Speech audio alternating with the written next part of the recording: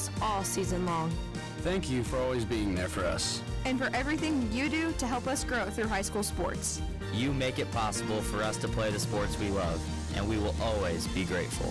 Mom, Dad, we just want to say thank you. I'm IHSA Commissioner Paul Neidig. Thank you to all the family members, friends, and fans who champion our student athletes by buying tickets to your high school's athletic events. This is showing our gratitude. This is supporting education-based athletics. This is your IHSAA. Louisville's longest-running pro sports team is back. Louisville Bats baseball at Louisville Slugger Field. Family-friendly entertainment at budget-friendly prices. See future Cincinnati Reds in action. To plan your day at the ballpark, visit batsbaseball.com.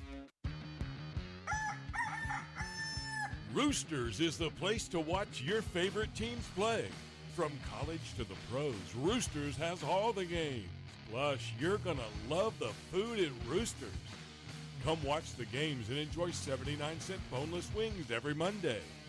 Roosters with 6 Kentuckiana locations: Dixie Highway, Preston Highway, Fern Creek, Shelbyville Road, Springhurst, and in Clarksville.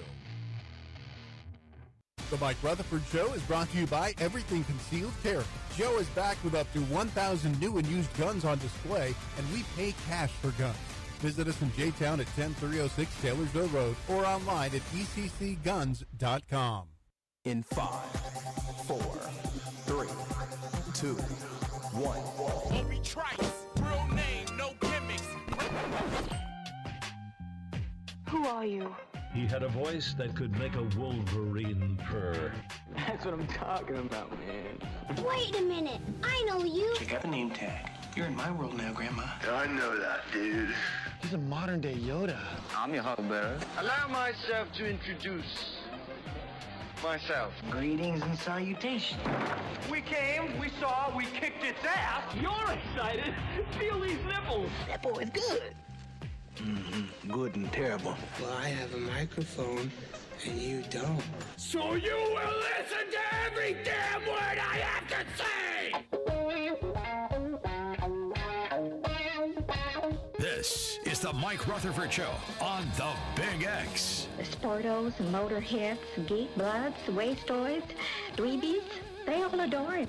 They think he's a righteous dude. The Mike Rutherford Show, presented by United Mechanical, your trusted partner for commercial and industrial HVAC, electrical, plumbing, and refrigeration. Call United Mechanical at 502-339-1133. Well, I'll stand up next to a mountain, and I'll chop it down to the edge of my hand. All right. Welcome, everybody. It is Monday, May 4th. Happy Star Wars Day to all who celebrate. This is the Mike Rutherford Show, presented by United Mechanical and Nexus Plus. We're coming to you live from the world-famous University of Louisville College of Business Studios here in the heart of picture-perfect Louisville, Kentucky. Cards fans, take your career to new heights with an MBA from the University of Louisville. The full-time MBA is an innovative 12-month program that accelerates your career trajectory with convenient in-person evening classes. Competitive 11-month paid internship opportunities provide you with valuable industry experience. It's the MBA that pays. Get started today, and you could earn your degree in just 1 year. The first step is hopping online and visiting business.louisville.edu. We're on the air today from 2:32 until 5:30 here on 1450 AM, 96.1 FM. Streaming across the land, including on the Big X Sports Radio Louisville YouTube page, airing live on WBNA Channel 21. You know what's better as the Big X. Welcome in, everybody, to what is widely considered the worst Monday of the year for Louisvillians. Derby is over. Oaks is over. The madness is over. We made it. We're not 100%. We're still recharging. But we made it. Whether or not we wanted to make it, that's a question for another day. But we're here on this Monday afternoon talking some Cardinal sports. We'll recap the weekend that was, including a very memorable Kentucky Derby running. We'll talk about the fallout from the Oaks moving under the lights for the first time and what that maybe means for the future, because it sounds like it was a wild success on the national TV coverage, which is all that anybody who made the move cares about. So we'll discuss that. We had big news in the world of U of L men's basketball over the weekend. I guess just 24 hours ago, we got the latest high-profile addition to the 26-27 men's squad. Baseball team crapped all over itself yet again. It's now ACC tournament championship or bust. The Reds also crapped all over themselves. Not a great weekend for them. Avalanche got it done last night. We're feeling good there.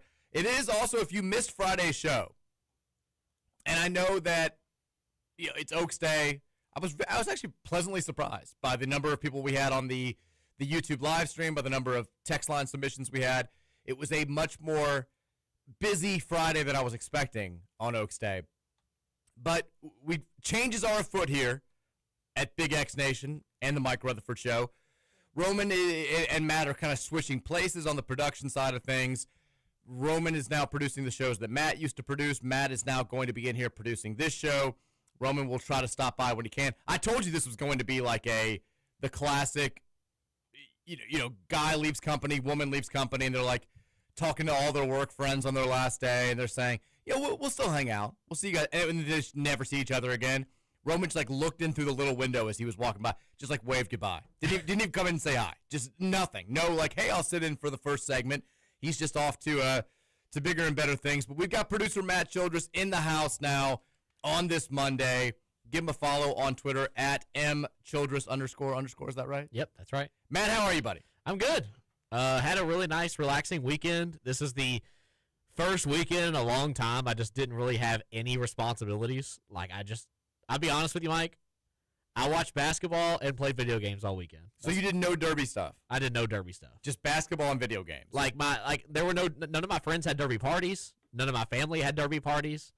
I went to breakfast with my dad yesterday morning, so that was something. That was something to leave my house. But yeah, this was the first time where I got to really. My phone wasn't even on half the time, so there could have been an emergency, and I'm just locked into this game for 4 hours. With basketball on the other monitor, just watching it. Well, this is a great start for people who are like, ooh, what's Matt going to bring to the table with the show? What crazy experiences is he going to have from the weekends to talk about on Monday? And it's I didn't do any horse racing stuff. I just played video games and watched basketball. That's great start. My friend talked me into buying this new game, and we were locked into it, and it was fun. And I just had it. It was a great weekend. I ordered pizza. I had a whole night for myself. My God, that's huge. What kind of pizza? Just Papa John's. I was gonna say, I guarantee it's a chain the way that this is going right now. Oh yeah, my friend tried to put me on to Marco's. I never had it before. Marco's is also a chain, but it is good. Yeah, he said it's really good, and I was like, you know what? You talked me into it. I'll try it. $20 for one pizza? Are we kidding? I boycotted. I told him, I said, somebody has to make a stand, and it's gonna be me tonight. Not doing it. You're the guy who used to wait for Louisville to win games so they could use the 45% off Papa John's. We're not ordering Papa because the car's lost. Oh, when I was working at UPS, that was the one benefit that was worth. I don't think it works anymore, but you could type in UPS 30 and get 30% off any day you wanted. Oh, that's not bad. Let me tell you something. Being out and about Tuesday, Wednesday, Thursday, Friday last week, and to a lesser degree Saturday, Sunday. The amount of people that have questions about Papa John being back in the fold, people wanted, obviously people had questions about, hey, what's going on with recruiting? And there's a lot of, where's this money coming from? Do you think Jeff's going to get it done this year in football? The requisite questions. The amount of people that were curious about Papa John, though, off the charts, Matt. Just everywhere I went, people were like, so let me ask you this, did Louisville reach out to Papa, or did Papa reach out to Louisville? And I'm like, here's what I'm. We had the dance post position draw for my dance competition last night, and one of the women working there comes up. She's like, I gotta ask. I'm like, oh, here comes a basketball question. Papa John, what do you think? I'm like, it's unbelievable how many people have questions about Papa being back in the fold. Also, I'm realizing very quickly that everybody is just assuming that this uptick in NIL spending is directly related to Papa John being brought back. People are acting like Papa John gave us $1 billion donation and was just like, go get whoever you want. Who needs Adidas when you got Papa John? Exactly, which is not what's happening at all. But there are lots of questions out there about Papa. That's all that's happening. So did you at least watch the Derby race on Saturday? Yes. I don't know if you did. I did watch it. As in it was up and I peeked over every 30 seconds. So you're aware on this Monday of who won the Derby? I can't remember the name, but what was it, 24-1 they won? Or 23-1, 23-1? Yes. It was a memorable Derby. We had a very, very good weekend. I am as someone who very rarely drinks anymore, drinking 3 days in a row and drinking extremely hard on Friday night has taken a toll. I'm still not 100% charged. I wasn't 100% charged on Friday's show. I admitted that. And then I go out there Friday night, and, occasionally stuff that you don't have planned will pop up, and you'll have a good night of drinking in the middle. The Silk Splash party on Derby Eve is the one night a year where I'm like guaranteed to act like I'm mid to late 20s again, which is great. It's nice for one night to kind of escape for a few hours and like drink heavily and dance and have a good time. But my God, like I just cannot. The bounce back is, as everybody who's either entering their 40s or now in their early 40s knows, it's just it's a different beast. It's a different animal. You wake up, the level of tired is different. The level of coping is different. You can't just eat some crap food and drink a couple of liquid IVs and feel all better. It's tough. But we had a great time. I love being at the track on Wednesday and Thursday. Silk Splash was phenomenal on Friday. Heavy Big X presence at the Silk Splash, Matt. We had Stephen Peak there, like first guy I saw as we got in there. TJ Walker and his wife Hannah, they were there. Ty Spalding, friend of the program, was there. Apparently Peak and Ty Spalding are like close friends now. Is that what happened? He said he texted me and said that he went. It was like a double date kind of thing or something like that, where like Steven went out with his girlfriend or wife. He said at the Silk Splash on Friday, my wife comes up to me and says, "I just made a friend. She's on a first date with this guy. I think you'll love him. Only one problem: he's a Louisville fan." And he sent me. It was Ty Spalding. I was going to get into this. So I didn't realize that he ended up hanging out with Peak because he talked to me like directly after I just talked to Peak. And he was like, "Is that Stephen Peak?" And I was like, "Yeah." And he was like, "He seems like a good guy." I was like, "He is a good guy." I was like, "You should go talk to him a little bit later." But yeah, Ty Spalding aggressively, first date at the Silk Splash. Like, that's a kind of a big move. Like it's not exactly a get to know you type scenario. No. It's not a like, let's sit down, like, hey, where'd you go to school? What's going on? Like it was aggressive. But she seemed very sweet. She made quick friends with, my wife makes friends with everybody. She made friends with my wife and her group of girlfriends that we came with. So it was fun seeing all of them there. We had a blast, got home, completely passed out. Like first drinking night that I've had in a long time where there are pictures and stuff on my phone at the end of the night that I just do not remember. Like usually I at least remember. I'm like, oh yeah, that was stupid. This was a different level. And then wake up Saturday, you just got to deal with kids, just lay around the entire day. Mary had agreed to go to a derby party for people that we know from Virginia school, and she was like, "Do you still want to go?" I was like, "Well, no." I was like, I don't want to see anybody. You could give me a front row seat at the derby. You could give me like a $15,000 box. I don't want to do anything besides lie on this couch right now and lose money betting on my phone. And so she took Virginia over there for a couple of hours. Me, John, my sister-in-law, and my niece laid around the house and just did nothing on Saturday, which was lovely. Watched the race. It was the other thing that was, I lost a ton of money. Just terrible derby betting all week long. Yeah, Friday was rough for you. Friday was bad for me. Saturday was even worse somehow. Had a couple of nice hits on Thursday that saved the day. Had a couple of very close calls on Wednesday and Thursday too. But like all the money that I'd won on Breeders' Cup, besides the money that I'd taken out after thankfully I did, like empty some of the funds after having a huge Breeders' Cup. The rest of it is almost all gone, which is not good. But still had fun. That's all that matters. But so I had mentioned on Friday, I made it official, the Puma was my horse. I wake up Saturday morning in a drunken stupor, Puma scratched. All the Rutherford family horses were just, we had terrible runs. John picked Right to Party, scratched. Mary couldn't make up a horse, couldn't pick a horse. She ended up going with Commandment, who got absolutely destroyed. Golden Tempo was her second choice, at least she claims. I don't really actually remember her saying that, but she claims it was. But then the worst thing was, and I know I mentioned this on Friday's show as well, Mary's youngest sister, Kaylee, her best friend is married to John Ennis, who's the trainer for Great White. And they get into the Derby at the last second. They were the first alternate. There's a scratch on, whatever that was, Thursday or Friday. They get into the Derby. They're so excited about it. We get a chance to watch them on the broadcast. Erin, John's wife, is like right behind John as he's doing an interview with NBC. And we're so excited to watch Great White run. And the Ennises are fantastic people. And then, of course, the worst happens. Great White rears up, falls over, lands on its back. Thankfully, jockey's okay, horse is okay, but they have to scratch him out of the Derby. So, like, that was a major bummer. And then I didn't realize this until after, and I don't think it's been talked about. So, John Ennis is not just the trainer for Great White.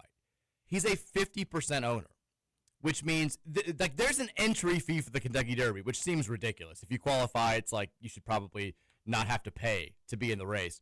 But you've got to pay, I think it's like $50,000.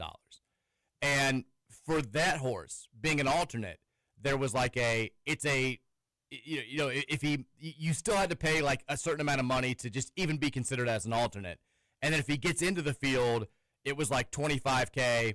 And if he actually runs in the race, it's another $25K. Wait, so if you're an alternate, you have to pay a fee to be the alternate? Yes. And then you get in the race, you got to pay another fee to actually be a contestant in the race. Is that even worth? It's crazy. Most of these stables are huge money stables, right? Like these trainers, these owners, a lot of them are big time money owners. And John Ennis is from Ireland. He's done well for himself. He does pretty well, but not to the point where he's like Bob Baffert or whoever, where $50,000 of his own money isn't going to cause a dent, you know? So this happens on Saturday. And their thought is, well, he didn't make it to the gate, so we're at the very least, like, we're not going to have to pay whatever the running in the race fee. Turns out, if you make the walk, if you're entered into the race when it's time official, you still got to pay that fee. So like they're out. I think as 50% owners, they're out like $25,000. I was like, that's just imagine having the full day, having the horse scratch, and then having it be a financial loss that you didn't even get a chance. Like that just sucks. I felt terrible for them. The horse still has a bright future. They're still doing very well, but that was a bummer. That would suck. And then Mary asked this question. She was like, which do you think would be worse? Having the horse scratch the morning of the race, like the Puma, or even earlier in the week, or have it scratch like right before the actual race, like as you're getting to the gate? Oh, right before. That's what I said. I said no-brainer. And she was like, I think it'd be worse. Like, at least you got to do you got to walk on the track, and you got to do the interview, and you got to enjoy the day. I'm like, I was like, you're basically asking, would you rather find out that you're not getting any presents on Christmas morning on like the 22nd, or like when you wake up and go downstairs and you're like, oh my God, Santa didn't come this year? Like the tree's not even up. Yeah, that to me is way worse than like earlier in the week when you can at least like mentally prepare for it. And I was like, I don't want any of the buildup if I don't get the reward with actually getting the presents or actually having the race. So that was a bummer for them. All of the horses that the Rutherford family picked sucked. I ended up pivoting to emerging market. I blame John Fanta for this, for comparing that horse to Louisville. It was right there, like it just did not fire down the stretch. Got a great trip, no complaints, no excuses, just didn't fire, didn't have it in him. Virginia went with Litmus Test, who I think finished second to last. John went with Robusta after Right to Party Scratch, which I think finished like 16th, and then Mary went with Commandment, which I think finished like 8th or 9th. So it was a bad day all right the way around. I didn't have Golden Tempo in hardly anything.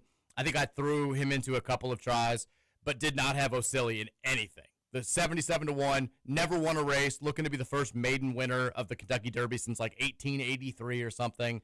The fact that horse damn near won the race is still, to me, the most mind-blowing thing that happened on Saturday. But the race itself I thought was great.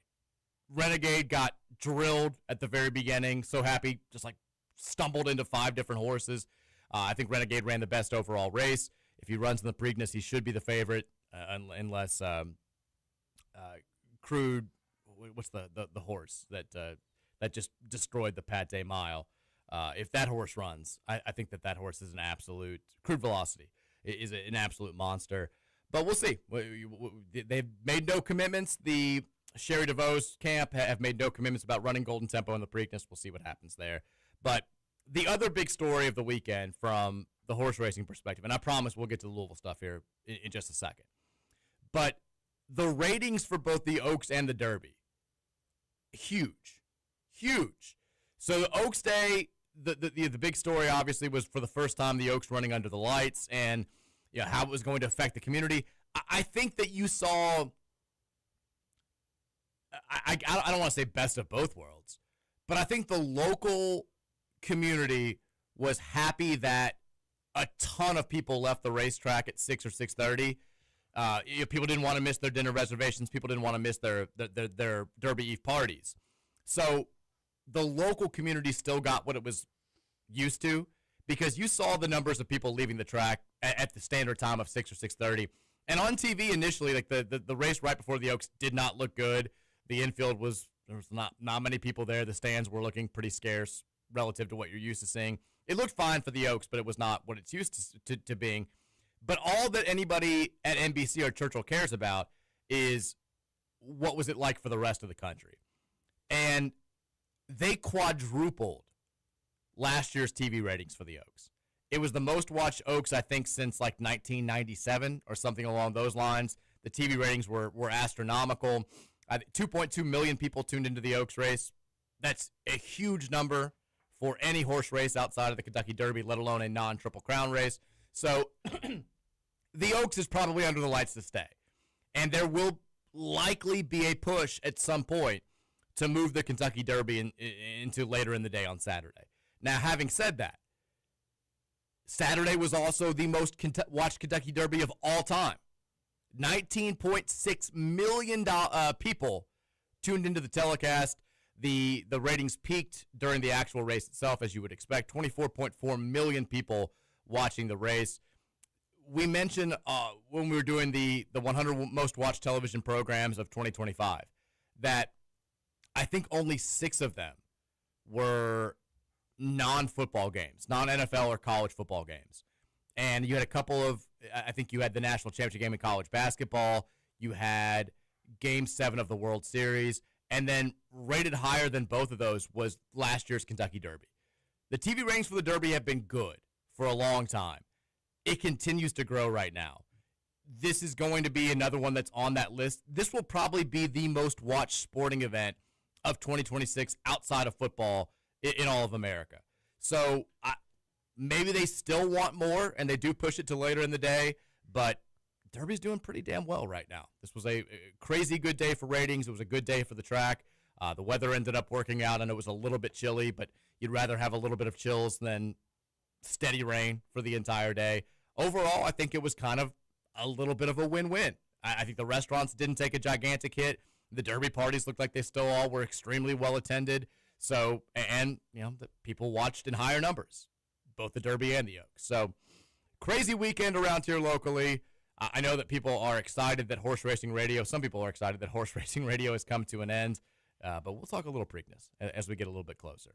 But Matt, you made no wagers whatsoever. None. I also, mostly, actually, I usually do every year, but my bank account funds were not very big, not very high this weekend. So I chose not to. I chose to take the responsible route and order food and stay home. That's why you couldn't get that Marco's. I couldn't. I told you $20 for one pizza is ridiculous. That was not even delivered. I had to go pick that up. But it's good pizza. I heard it is. It's maybe not, like, if I'm paying that type of prices, I want something local that's better. That's not chain. But it's good chain pizza. They're not giving money to U of L, so they're not getting my $20. They're not giving money to U of L. Also, I'm just now seeing all of the hubbub over U of L coming out with the 1909 Society, and McGavick and Jacob Lane and those guys have the 1912 Society already.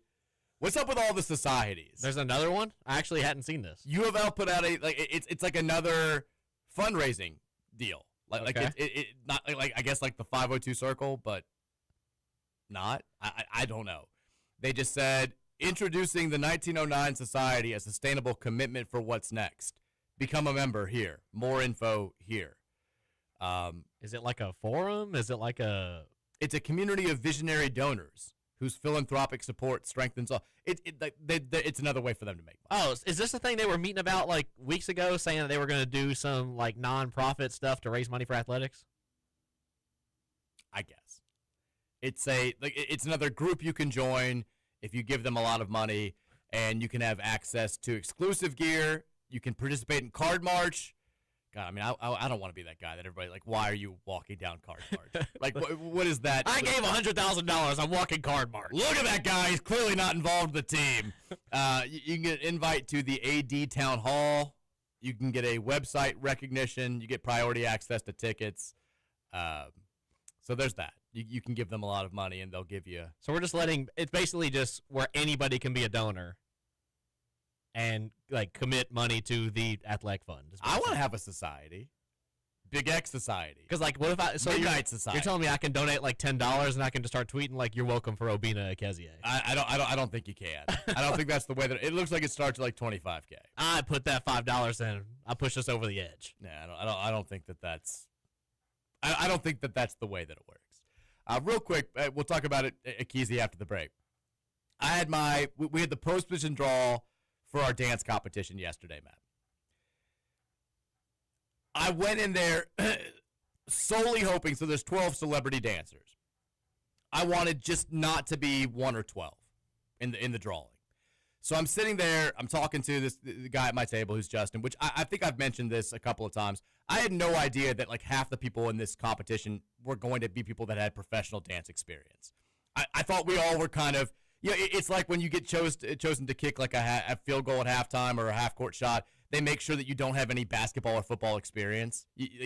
I thought we all were going to be tried and true amateurs. So I'm talking to this guy, Justin. Like, his whole life has been professional dance. He was a legitimate, like, his job was professional dancer until, I think, 2021. And even now, he works for the ballet. He's involved in dance. And someone was like, well, do you still dance at all? And he was like, no. He's like, well, I take the advanced class at so-and-so every Saturday, but that's not real dancing. I was like, okay, this is ridiculous. That's not real dancing. He draws number 1. And he was like, oh, I don't want to be 1. You know, my partner told me don't draw 1.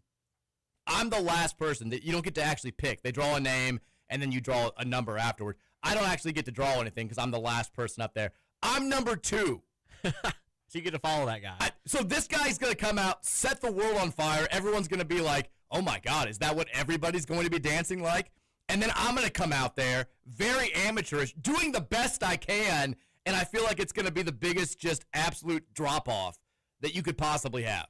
This is disaster scenario, Matt. This was absolute worst-case scenario for me coming into this thing.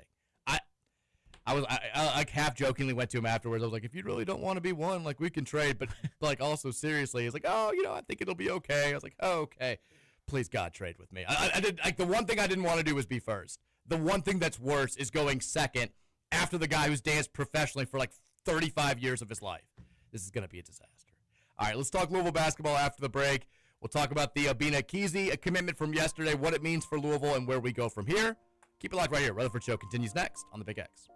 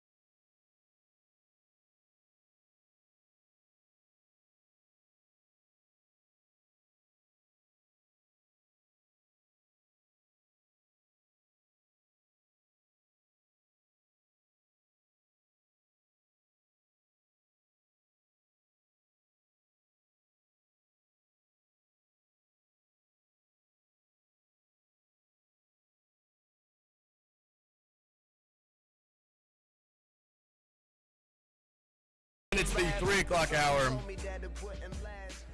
Why are we doing the sad music again? Because Roman just waved you and left. I didn't know if it was sad because, like, Derby. Here's the thing. I expected this from Roman. I expected this. I told you on Friday he's never going to come back on the show. He was like, I'll still be popping in from time to time. He's going to do the thing where he'll wait until right at the beginning of football season where he gets tired of talking about Kentucky sports for 4 months. And then, we'll beat Ole Miss in week 1. He's like, hey, man, can I pop in for a couple minutes on Monday's show? And I'll be like, all right. Sounds like somebody else who does that. Well, I mean, you have me. Yeah, I was gonna say you have excuses every now and then, and you've also never been on. You haven't been on the show for 2 years. Roman's doing this thing now where he'll pop in when it's convenient, and just leave us high and dry the rest of the time. That's exactly what's gonna happen. Just didn't even come and say hi. Just waved to me through the little window as he walked on in his Norm Cassie State Barn 34A hat. Incredible, ridiculous. It is the Mike Rutherford Show, 1450 96.1 Big X Sports Radio. Matt Childress in the house, as he will be now every single day from this point forward. mchildress _ on Twitter. Give him a follow there. We had big Louisville news yesterday. It was not overly unexpected, I guess, unless you were a diehard Maryland fan who was believing the weirdos on the internet that were saying otherwise. But Obinna Keyzy has committed to Louisville, 5-star freshman, as expected, reclassed to the 2026 class. I believe 24/7 now has him as the 16th ranked overall player in the class of 2026. He is, I think, even higher on Rivals, I want to say. He is, if you look at the overall rating, he remains a 5-star prospect. He's the number 1 center in the 2026 class. And he is, according to his composite ranking, the 4th highest ranked recruit in the modern era, the scouting service era of Cardinal basketball. Now, I feel like we end up doing this every summer where we go down the highest ranked recruits in the history of Louisville basketball since scouting services have been a thing. And 90% of them are disasters. It takes getting down to 15 where Donovan Mitchell is to be like, oh, he was pretty good for us here. Everybody else, it just did not work out well. So clearly we should not be counting our eggs before they hatch here. But this is a big-time addition. This is a guy that was pursued heavily by virtually everybody who matters in college basketball. Had a final group of Kentucky, BYU, Maryland, and then what was the other one? Arkansas. Big-time schools were going after him. Louisville lands him. We now have 3 tried-and-true centers. You got a 6'10" Flory Badunga. You got a 7'1" Obinna Keyzy. You've got a 7'5" Gabe Dines. Nobody will be able to call Louisville undersized next year. We'll talk about the fit in just a second, but Matt, wanted to give you a chance. How big of a deal is it to go out there and land a 5-star freshman center that can do the types of things that Obinna Keyzy can? I mean, I think it's a huge deal. I know that, like you mentioned, Louisville's not had a great history of highly touted recruits, and then you're coming off of the fall-off of the Mike Brown Jr. situation last year where I know about half the fan base swore off of 5 stars for the rest of their life, and now they're kind of trying to get bought back in. But which was always a ridiculous thing. Yeah, I mean, if you have a chance to go out there and get the number 1 center in a class, you go do that. You go find that guy. If he wants to come to your university, you bring him in. Now, barring the Tyron Stokes situation with if it's a attitude problem, if it's a history problem, there's different things like that. But if he's a guy level-headed, he's just a great player, you have a chance to bring him in, you take the shot, especially in the fact that this is a different situation where when you brought Michael in, you knew Michael was going to be the focal point of your offense. He was going to be a facilitator. He was going to be the primary, probably one of the primary scorers. He was going to, we saw without him, completely shackled this team and, lowered their ceiling dramatically. You're bringing in a Keyzy. Is it a Keyzy? Is it Kezier? I've heard it multiple ways, but I believe it. I'm going with what everybody nationally said over the weekend, which is a Keyzy. Okay, because I was told a Kezier too, but I believe his dad, who played at Maryland, just went by Obinna Keyzy. Okay, yeah, because like I said, I'd heard a Kezier, so that makes more sense. So if you bring in a Keyzy, you're bringing him into a situation where you have arguably the number 1 center in the country right now in Flory Badunga, one of the best rim protectors in the country, one of the better offensive players around the rim in the country, who he's going to come in. He's not going to be the focal point of the front court. He's going to be able to develop under somebody who has experience, who's played in the Power 4 level, has been the best defender in the Power 4 level, or at least in the Big 12, by argument. So you're bringing him in a situation completely different where he has something to fall back on. You're not like putting all the weight on this kid's shoulders, expecting him to lead us to the promised land. You know, he may start. He may be a sixth man. We don't really know officially where he's going to play, but he's not going to come in. We're not going to rely on him to play 40 minutes and run our team to a national championship. He's going to have the ability to fall back on other players around him. So I think that at the end of the day, you're bringing in not only a depth piece for the front court, but one that elevates your depth and not just an extra guy, in case of injury or foul trouble. Yeah, I mean, I think he's very good.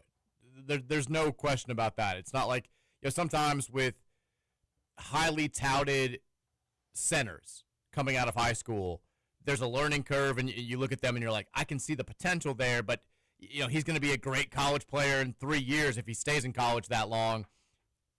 Keyzy seems like a kid that's going to be able to compete right away. I mean, he's got a 7'3" wingspan, 9'4" standing reach. He moves very well. He's skilled for somebody who's as young as he is with the size that he has. He's very clearly going to play. I thought it was really interesting that he said in his comments to On 3, I mean, he said some of the stuff that you would expect. Louisville always felt like home, all the blah, blah, blah, blah, blah. But the most notable thing to me was he said, I mean, he mentions Flory Badunga by name and says, they told me that we could work on playing, a handful of 2 big lineups so I can have experience at both the 5 and the 4, which is interesting. He's bigger, he's taller than Flory Badunga is, but he does seem to be the guy, if you're going to play them together, who would be more likely to fill in at the 4. Badunga's a natural 5. I know he's a little bit short, but he doesn't do much outside the paint. He's a remarkable shot blocker, even though he's giving up a couple of inches to some of the centers he's going to be going up against. But the idea of playing those two together, I think we thought that maybe it was possible when we heard that we were all in on recruiting a Keyzy. But to hear him actually say that it was part of the recruiting pitch, I think is notable. If there were any doubts out there about whether or not Pat Kelsey was in the midst of a philosophical and schematic shift for year 3 at Louisville, there's no longer any doubt. The big question, I think, becomes how exactly are they going to pull this off? We've seen a handful of college coaches in recent years do the thing in the portal where they just load up with the best available players and then say, we'll figure it out. Give me the Jimmies and Joes. I'll figure out the X's and O's. And it just goes horribly. I mean, Mark Pope, I feel like, was a perfect example last season. The last 2 Kansas State teams have had good players that just have not fit together at all. We've got 2 new assistant coaches that are more defensive-minded than the 2 guys that they're replacing. We've got Pat Kelsey, who has shown at times over his head coaching career an ability to adapt and change. I guess the issue is the last time he had a gigantic shift was like 7 years ago. It was pre-COVID. The big question that I think everybody's kind of asking is, are we going over the top when it comes to the pieces that we have and not maybe worrying enough about how we're going to make it all fit? Because I'll be real. I'm excited about what they've done. How could you not? We've got the number 1 portal class in America. We just brought in one of the best incoming freshmen in America. I think we can still add a couple of players that are at least contributors for this upcoming season. But there is, I look at the roster and I say, can the coaching staff figure out the way to accentuate these players' strengths? I think there's still some questions on offense. I think there's, you don't just get to play like Arizona because you go out there and you get pieces that seem to be similar to the ones that Arizona had last year. It's a skill. You got to figure out the best way to teach it, and you got to have players that are willing to change their overall mindset and invest in that philosophy here at Louisville. And that's the huge challenge. I mean, I would go so far as to say the bigger challenge is in front of Pat Kelsey and his staff. Getting the players, don't get me wrong. You've got to have the players. They've done that. Having more money than God somehow is a huge advantage. I know that's going to be a talking point all summer long and into the season. Figuring out the way that it all works on the actual court, to me, is the bigger challenge here. And that's what they've got the next few months ahead to figure out. Is that kind of a fair assessment to you? Or are you just unbridled enthusiasm, I think we're going to win it all type fan right now? It's a 100% fair assessment. I think that, yes, I am, up in arms, excited about, the portal class we're bringing in. And you highlighted in this portal class our biggest weaknesses from last season. You could tell, Sure. I think everybody, as a fan, wanted Pat Kelsey to be able to adjust, and that was the big question mark is he going to be stubborn and play the same style and just hope it works this time? Or is he going to take his first year of a basically fully healthy team and understand that, okay, at the Power 4 level, maybe this doesn't translate perfectly. I have to make some adjustments. The question is, like you said, have we over-adjusted? Have we completely changed our philosophy in terms of now Pat Kelsey's going to have to learn to coach in a different way? I think that he has an advantage here in terms of, the staff changes he made. It seems like they didn't just go in on players, but if we're going to change his philosophy, he changed the staff around towards his philosophy as well. So he's giving himself help, which starting the offseason, I said that for one thing that I want to see Pat Kelsey do is if you don't get a great portal class, if you don't change your philosophy, whatever you want to do, I just want him to see him elevate his staff to a title contending level. I want to see the staff grow. I don't think he is the head coach that is the X's and O's guy on both sides of the ball. I think he needs help. I think he's great offensive mind. I think he's a great play caller. I think he's great at drawing up plays on the offensive end, but I think he needs help defensively. So I think that he kind of filled that role in his staff. I think he's got the players to fix those issues, but there is a worry for me that, hey, maybe you kind of grabbed a bunch of players from a couple different walks of life. Yeah, some guys, a lot of guys on this team run in transition really well. They like to get out and move. They like to play, they play, back to the basket. I get all that stuff, but it's going to be something that we haven't seen Pat Kelsey do yet. So I fully expect him to rely heavily on that staff, which I think, is a cause for concern of we haven't seen him do that yet. So, but it almost intrigues me in terms of if we can make this successful, and by successful, maybe second weekend, maybe Elite Eight. Like you see that there's progression growing somewhere. It makes me feel even more comfortable in Pat Kelsey that down the road, eventually you're going to strike lightning in a bottle, right? Like he's growing, he's continuing to develop as a coach, not only as a recruiter, not only, as a developer, but he's getting it done the right way, and he's making the adjustments the fans want to see. So I applaud him for that. But it is concerning to me a little bit that, how are you going to bowl all these guys together at one time? Yeah, and I think also now you talk about rearranging things a little bit, showing some signs of an ability to adjust, and hopefully down the line you can catch lightning in a bottle and he can win a national. If you don't show those types of results this year, there may not be a down the line. Yeah. Like the pressure on Pat Kelsey, I had people that I have not talked to in a long time texting me last night after the Keyzy news breaks, just being like, how are you guys doing that? And that's one of the things that I think comes with not having more than one returning player is every time that you're putting somebody on the roster, it's not he's coming back, whatever. We already knew he played for Duke. We already knew he played for whoever. It's a so-and-so picks Louisville over. And like once you hear 7 of 8 or 8 of those types of players during one offseason, everybody's like, damn, is everybody going to Louisville? And how much money are they actually spending? Because like the Adrian Woolley's coming back announcement didn't have anywhere near the type of seismic impact that even the Deshane Montgomery commits to Louisville announcement did, just because people like other programs were invested in recruiting Deshane Montgomery, and people were aware of his existence in the portal. And the bright new shiny toy is always going to attract more attention than like the toy that you've played with successfully for the last 2 years that just is still in great condition.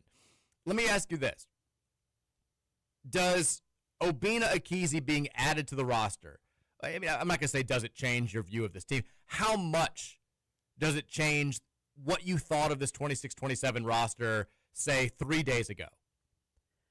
I'm going to be honest with you. I think it changes a lot. Okay. In terms of, I knew we all kind of understood the style we were going for. You wanted a lot more size. You wanted a lot more physicality. I'm going to use Roman's word. You wanted a lot more girth.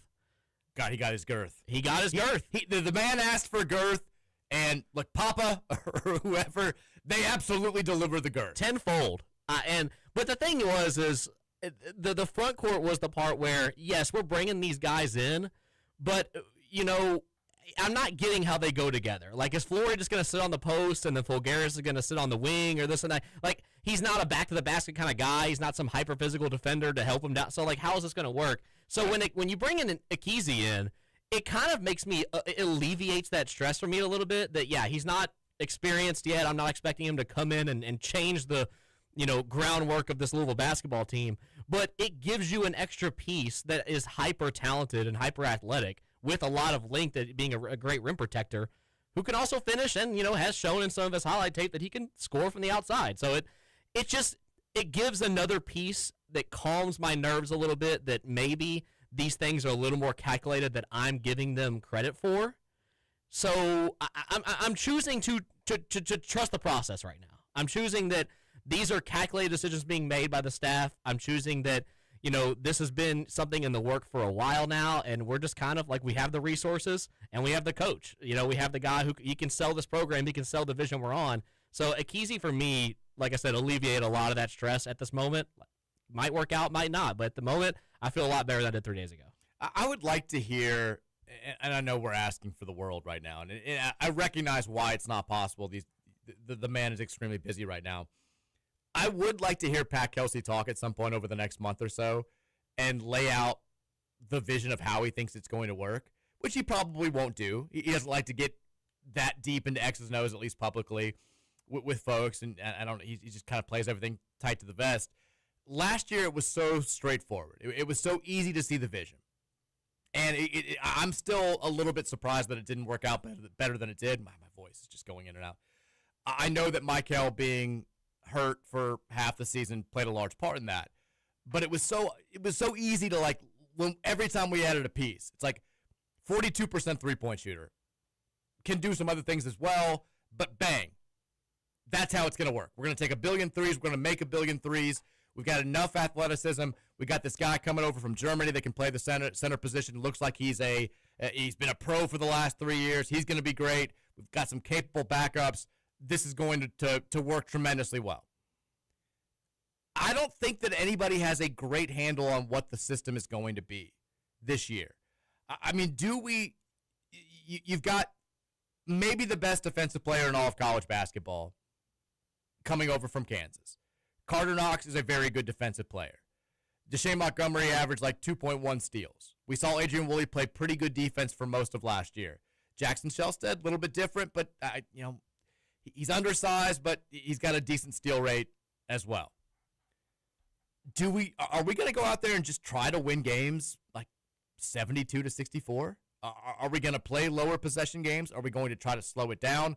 Or are we going to say, look, we're going to push pace offensively and then try to limit the opposition, force them into lengthy defensive possessions where we force challenge shots from the outside and then clean up the defensive glass, which is a system that's worked for a lot of other people. I don't know. Like, I want to know. I want reassurance, Matt, that at the end of the day, there's a set plan in place that we are recruiting to. And it's not just, hey, this guy looks good. We know his agent. We got the money to go get him. Let's do this, Like, because I think that's where you can fall into the whole notion of get the pieces, figure out how they fit later, I think is super dangerous. I think you have to have a vision before you go into these types of off seasons, whether we're talking about professional sports or, college basketball is professional sports now. Regardless of what sport you're talking about, you've got to have a vision ahead of time. And I'm hoping that, like last year where the vision started with Michael Brown, that this year the vision started with Flory Badunga, and they were like, let's get him, and then if we're able to get him, we can put A, B, C, D, E, F around him, and it's going to work well because we know exactly what we're going to do, and that's why we brought in John Andershek, and that's why we brought in Sean Dixon, and we'll figure it all out in the lab. Because right now, again, I'm not trying to be like Debbie Downer. I am thoroughly excited about this team, but I'm excited about them in sort of I think they should be top 10-ish, top 15 type good. I want to get excited about them in the way that we all want to get excited about them, which is I think they can win a national title. I think they could go to a Final Four. And the system and knowing what it is like, I feel like that's sort of a necessity for me to be able to get there mentally. I think the other big question that's out there that a Keyzy does not fully change is what this team is going to do offensively and who's going to be their big stand. Let me ask you, who do you think leads this team in scoring as of right now, if we're looking ahead to next year? I don't know. I don't either. It could be maybe Adrian Woolley takes a big step up and he becomes that two-guard scorer he wanted to be. Maybe Jackson Shelstead comes back fully healthy. I don't have an answer for you on that one. Because, Shelstead was kind of a score-first point guard his first 2 years in college. And then last year, in large part because he was already dealing with a hand injury that ultimately ended his season, he became more of a pass-first guard. His efficiency went up. His assist-to-turnover ratio was phenomenal. He averaged, I think, twice as many assists last year in the 11 games that he played as he had the season before. But if he doesn't have anybody to pass to, are we going to ask him to go back to being score-first point guard? Or are we going to try to make Flory Badunga more of an offensive threat, who's typically been more of like the 13, 14-point-per-game scorer, but isn't somebody that you can reliably ask to go out there and get you 30 on a given night? Are we banking heavily on Adrian Woolley taking a dramatic leap forward? Are we undervaluing the role of Deshane Montgomery, who was a great scorer for a good Dayton team last year? Or do we think Fulgaris could be that guy, or Carter Knox? You've got a lot of guys that have shown glimpses of being able to do more offensively if they're given a bigger role. And the question now becomes, can they embrace that? I mean, Fulgaris, he only averaged 8 points per game last season. But in the tournament, when he was playing an expanded role in 3 games, what did he average, like 19? He looked like a guy that was capable of doing much more in a different system. Carter Knox, I think you would say the same thing. Like, averaged 8 points per game, but the John Calipari dribble drive offense is notoriously tough on guys that play the 3 or the 4 unless they're just superhuman. Adrian Woolley showed glimpses of being able to do more late in the season when Michael was out, but never really fully put it together in the way that we all were hoping he was going to as a sophomore. Can he take a massive leap? Shelstead, what's his mentality coming off of it? There are questions about all of these guys, and I think that leads us to understandably having some questions about how the offense is going to thrive. You can't win a national title or make a Final Four or even be second weekend good without having at least a capable offense, and I think we've got the pieces to make that happen, but we're just asking everybody to be way better than they've been the last couple of years, Yeah, for me and this team, I said it a little bit ago, that it really intrigues me because last season, I'll admit, I fully went in after seeing the roster we had. I'm like, this team is almost Final Four or bust. This is a fantastic team. I think even national media believed it was a fantastic team. Yeah. They obviously underachieved. Obviously, there were some defensive issues that maybe didn't get addressed that we should have, but at the same time, I was bought in. I was all in. The entire season was disappointing to me, game in and game out. I don't think that I'm, upsetting anybody by saying that. I feel like we all are kind of in agreement. So this season, with what Pat Kelsey has done in the portal so far and the players he's grabbed and the coaching staff that he's changed around, it kind of gives me the feeling that, like you said, Pat Kelsey knows he's under heat. He knows that, in this third year. If he doesn't, he should. Yes. And he knows that, it feels like he knows that in this third year, there's no stops to be. There's no stopping. There's nothing to stop at all. I got to go all out. If we need to make changes, we're going to make changes. If we're going to spend money, we're going to spend money. It seems like he is pulling out all the stops to figure this stuff out and give it really one last ride because he understands that in this system, in this era of college basketball, you don't get a bunch of chances. You don't get the 7 years of a tenure to figure it out like you might used to. So it gives me the feeling that he's taking risks. And I like that. I'll be honest. I like that he's changing a lot of the stuff. I like that he's taking these risks. I feel like they're more calculated than I'm giving him credit for. But I also am keeping the team at arm's reach because I'm understanding that, we haven't seen a lot of Pat Kelsey yet. He can't really win these games. He can't win these big-time games. He can't win the games under the lights when they matter the most. And we've seen that. That's got to change. That has to change. And I think that this roster and what he's doing now is showing that he is willing to understand that, hey, if it doesn't go well this season, you might not get a fourth. So I'm going to pull out all the stops, I'm going to make all the changes necessary, and I'm going to go for it at least one last great try. See, I don't think if we have the same type of season that we had a year ago, or like that Kentucky did last year under similar circumstances where everybody knew that they were spending ridiculous amounts of money, I don't think he would get fired. What I do, because we would still have already so much money tied up, and he just signed that new contract barely over a year ago. But I do think that you would see them say, all right, well, you're getting significantly less of a financial commitment going into year 4. You're going to have to make, wine out of water if you're going to keep your job in year 5. And I think that's worst case scenario to me. is we go out there, we spend all this money, we get all this preseason hype, and we're just like good, not great again. And then we go into year 4, and he doesn't get the resources necessary to field a competitive roster again because the powers that be behind the scenes have deemed that he's not worthy of it. And then we all know it's a lame duck year 4 season. We go through the motions. Maybe we barely make the NCAA tournament because there's a billion teams going to be in it now. Maybe we don't. And then we move on, and we're right back where we started. That's how much pressure I think is on Kelsey this season, and how much pressure I think is on the program to take that next leap forward. Like we're going all in. Like there's no other way to say it. I know everyone thinks they have the definitive values of what these guys are being paid. I think we can all recognize, though, that at the end of the day, we are going to be one of those teams that has spent more than $20 million on its roster for this season.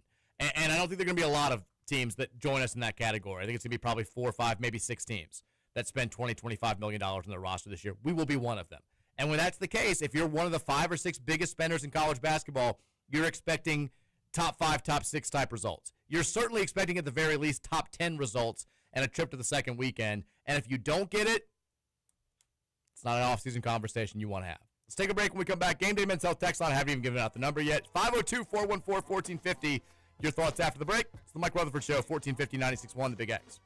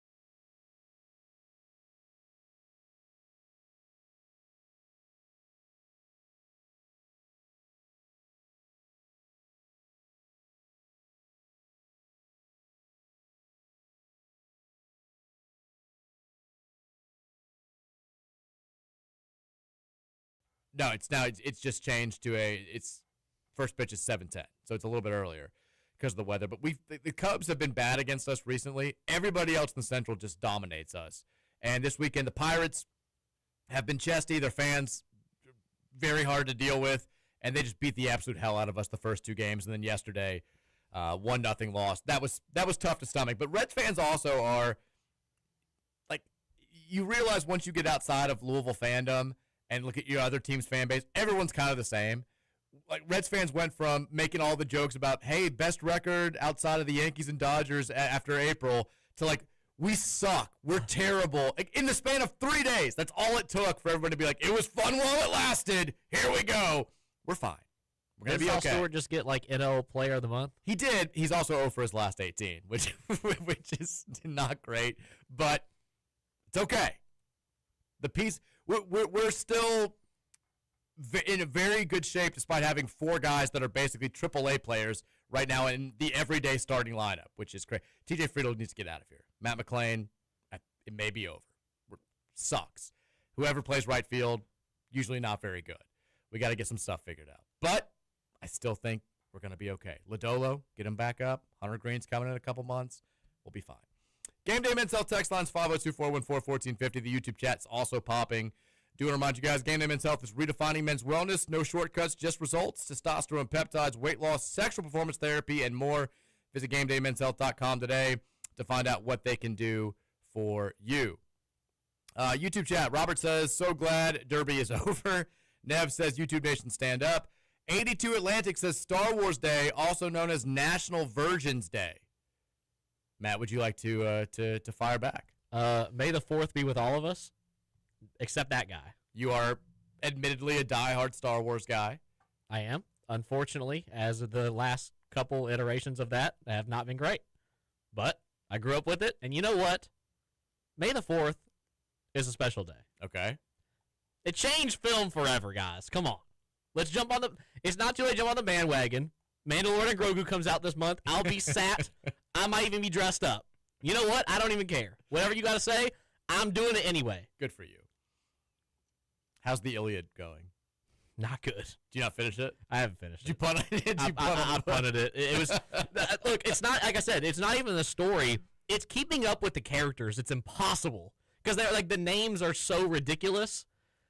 I don't even know who's talking half the time. I'm like, oh, who is this? I don't even know how to pronounce the name. Because you chose to read the Iliad when you haven't been a big reader for like 30 years. Yeah, you're right. But like I said, the story is good. The story got me into it. I just cannot keep up with who is talking because the names are so egregious. I'm like, this guy's been in the story has 4 chapters or 4 books, I guess is what they're called.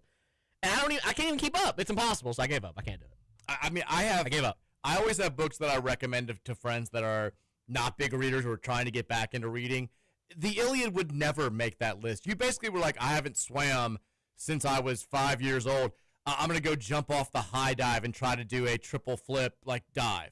Like, no, that's not the way. Dip a toe in the water. Put some floaties on.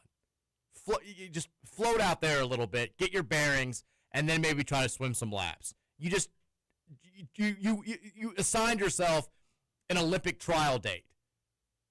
I shoot for the stars, Mike. Well, you fell, and you didn't land on clouds. No, I hit hard. Dixon says, I see the name. Is this sound usually the static? Sometimes it is. Sometimes it's better, right, on the YouTube. Sometimes it's a little staticky. Sometimes it's not. So when I discovered that, like, on the YouTube, I have to that's a completely different computer that we use to stream the YouTube. I have to turn the audio sound on that computer way down because it's on a sound blaster is what it's called. So if it's up at normal level, it is just peaking audio the whole time, and it sounds horrible. So like the static probably is because technically it's peaking. I just have it turned down really low. Gotcha. We're doing the best we can. That's what I always say. Anytime there's anything like that. 82 Atlanta says, did HVL use mental health as the reason why she got cut from the Chicago Sky? So Haley Vanlith was cut from the Chicago Sky today after she had like 2 really good preseason games I saw, and they still were like, you're not in the future plans. Are we being petty about this and celebrating, or do we feel genuinely bad for her? Can I refrain? I'm going to answer anyway, so you can refrain. I'm being petty about it. Okay. I said this when she transferred to LSU. I always wish the kids the best when they transfer. I'm going to be a hater about this one. I don't like the way that she handled it. I don't like the way that her family handled it. I didn't like that she left us for Kim Mulkey, who's the worst human being in the entire world. And I was like, I'm actively rooting against her. I don't want her to live a horrible life or anything, but I don't want her to have success at LSU. She didn't. She went to TCU. Nobody even remembers that she had a great year. Nobody even remembers that she played there. And now she's essentially out of basketball. Now she'll end up, someone will give her a commentator gig, and she'll have an influence in her life because she's a former basketball player who's very attractive, and that's all that matters. So she'll still be fine. But for basketball purposes, leaving Louisville, especially doing it the way that she did, was the wrong thing to do, and I don't feel that bad about her. Just saying. That's me. Babu says, hey, Mike. Obina's a nice get, but of course the next question is who's next? Well, we've got, what do we have now? 9 players. That's right? We've got Yes, I think so. Johnson and Woolley coming back. We've got Badunga, Shellstead, Folgaris, Knox, Deshane Montgomery, Gabe Dines, and now Obina Keyzy. That's the 9 players. So we've got, I guess we technically could fill out 6 spots. I don't think we're going to. I think we're only going to add 3, maybe 4 more players. Do we think there's a possibility that there's still a high-impact player out there that we could go out there and bring in? Now, Juke Harris is officially off the board. He committed to Tennessee today. I don't think that we're going to get Milan Momcilovic when all's said and done. I don't think we're going to get Tonda Yesufu. I don't know, out of the guys that are out there that are still considered top 300 portal players that haven't committed anywhere, I've not heard that we're heavily involved with any of them. I think if we add another extremely impactful player, and I could be totally wrong about this, I think it's someone from overseas. I think it's someone that maybe has been on the diehards' radar.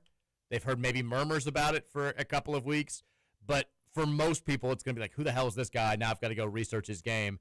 Oh, maybe I can talk myself into him being really good. And then I think we fill out the roster with a couple of nice fits. Maybe you try to find a guy who's a good shooter but didn't play a ton last year, or was the third leading scorer at a mid-major program, to try to wrap up the rotational players. But for the most part, it kind of feels like the core of this year's team is mostly set, I think. Agree or disagree? I think so. It feels that way. I think that, we kind of understand what we have at this point. You said, I think positive thinking is that we grab one more pretty decent splash player, like whether it's at a lower level or overseas, maybe to fill in that scoring role that I think all of us want. So I think that's positive thinking. But, yeah, I think that at the moment right now we kind of understand what we have. I think that I'd like to believe that there's an addition that you could – let's say the average ranking for Louisville right now in these early top 25s, I keep seeing us somewhere in that 11 to 15 range. I'd like to believe that there's an addition or two that could help us jump from there to like 6 or 7 in some of these rankings. I don't think that's going to happen, but look, I wouldn't put it – people keep asking, like, do we have more money for more players? And I'm just like, I guess, yeah. So last night – one of the people that Adam Lefko out of the blue is just like, hey, he's like, who are the donors that are making this happen? And then he's talking about the Papa John situation and how it was the best thing that ever happened to Shaq, where they were like, hey, man, they just had to fire this racist dude who looks kind of weird and kind of creeps everybody out but has millions of dollars. Do you want to be the new spokesperson? All you have to do is eat pizza. And he was like, yeah, let's do it. Made him lots of millions of dollars. But Lefko's like, where's this coming? I'm like, I can't give you the definitive answers. All I keep hearing is they got more if they need it. They'll figure it out later, I guess. So I guess if the perfect player did come available at some point in the next couple of weeks, we could make a run at him. I just don't know who else is out there that moves the needle that much, that we have a legitimate shot at, that isn't already spoken for. Producer Keith said, glad we finally got to talk about the most important race this weekend. I knew he was going to do this. The Miami Grand Prix was nuts. Yeah. PR got flipped. Audi's on fire. McLaren has rocket ships, and Kimmy's underage drinking. My dad and my brother watched it. So John had a T-ball game for most of the race, which he got to play on Trinity's field, which was cool. The Goodyear blimp was flying above. That was great. They tied again. Great classic duel between the Blue Jays and the Rangers ended in a tie. So I didn't get to watch any of the race. I got to watch the replay.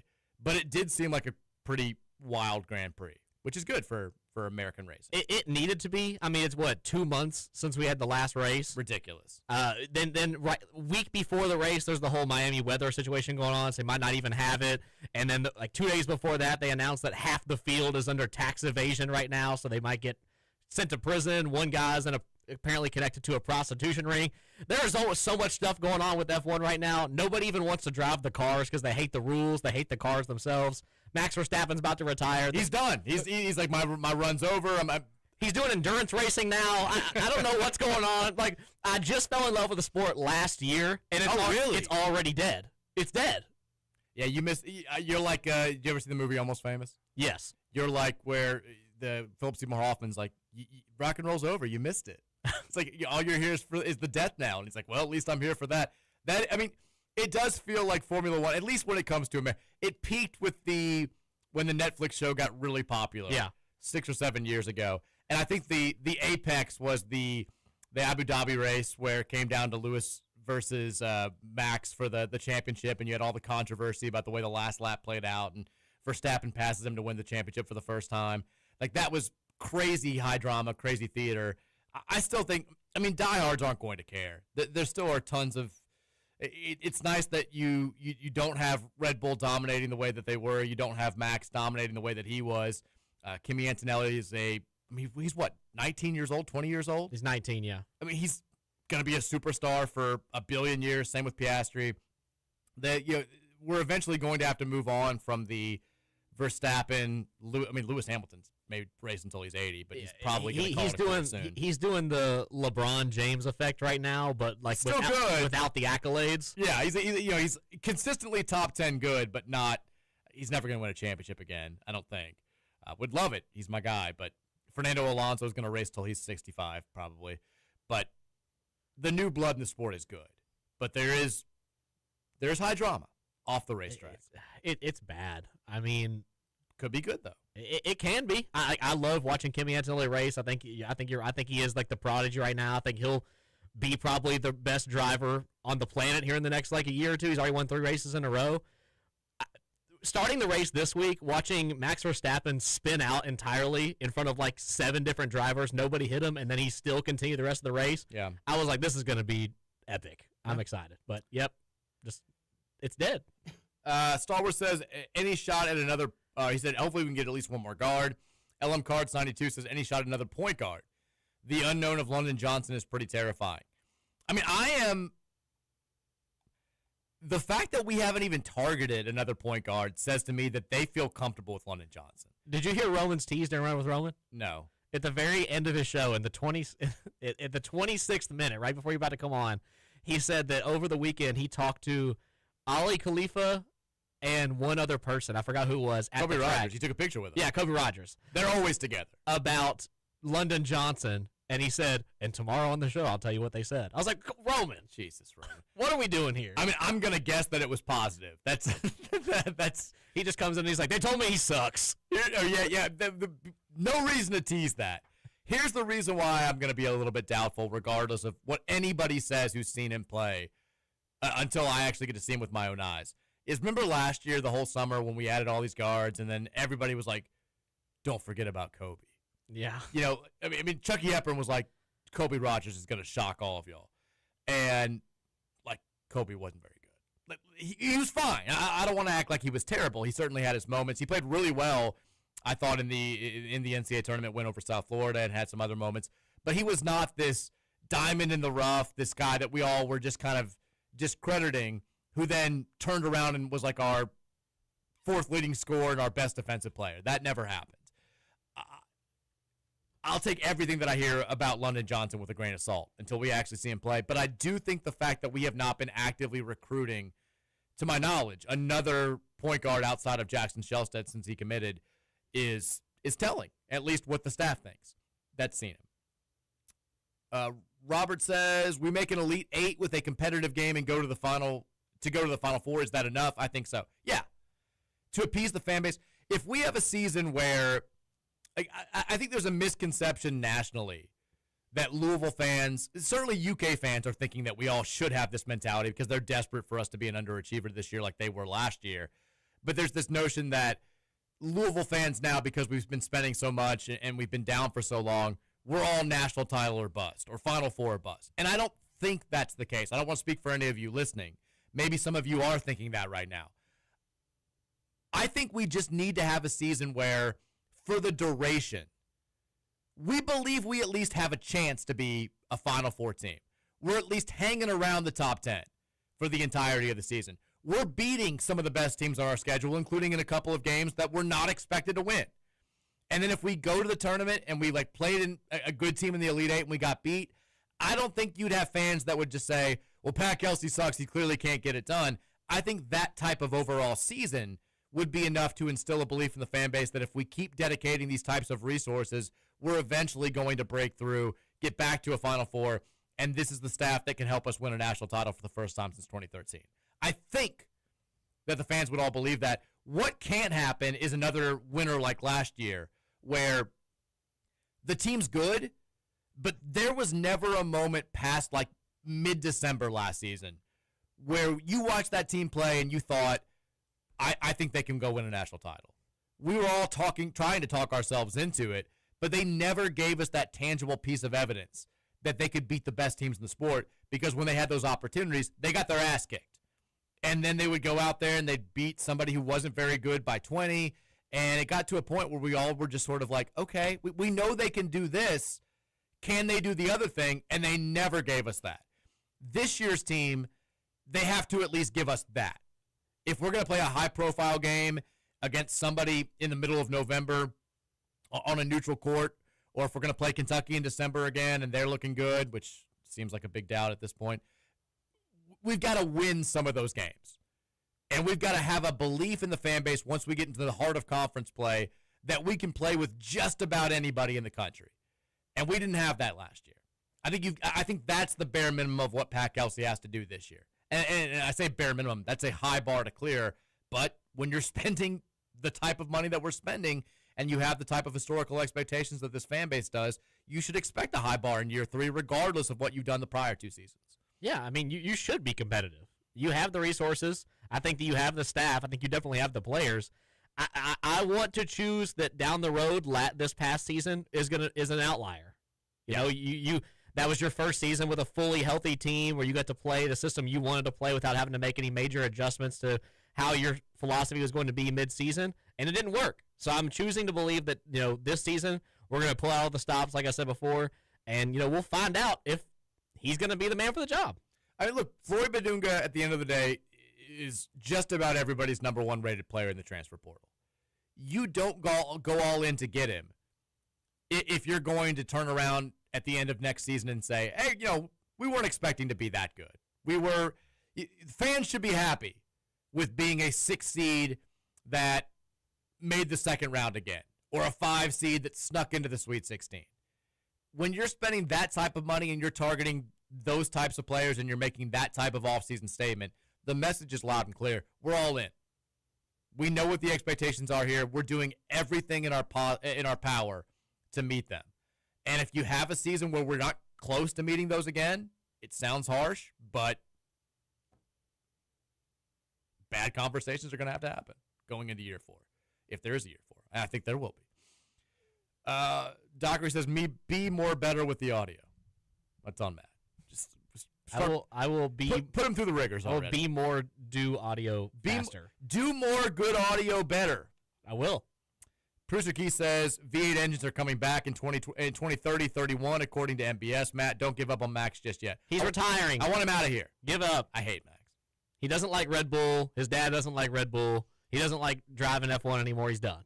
My dad, notoriously prone to hyperbole and going a little bit over the top at times, has actively referred to Verstappen as Little Hitler for the last 5 years. He really does not like him.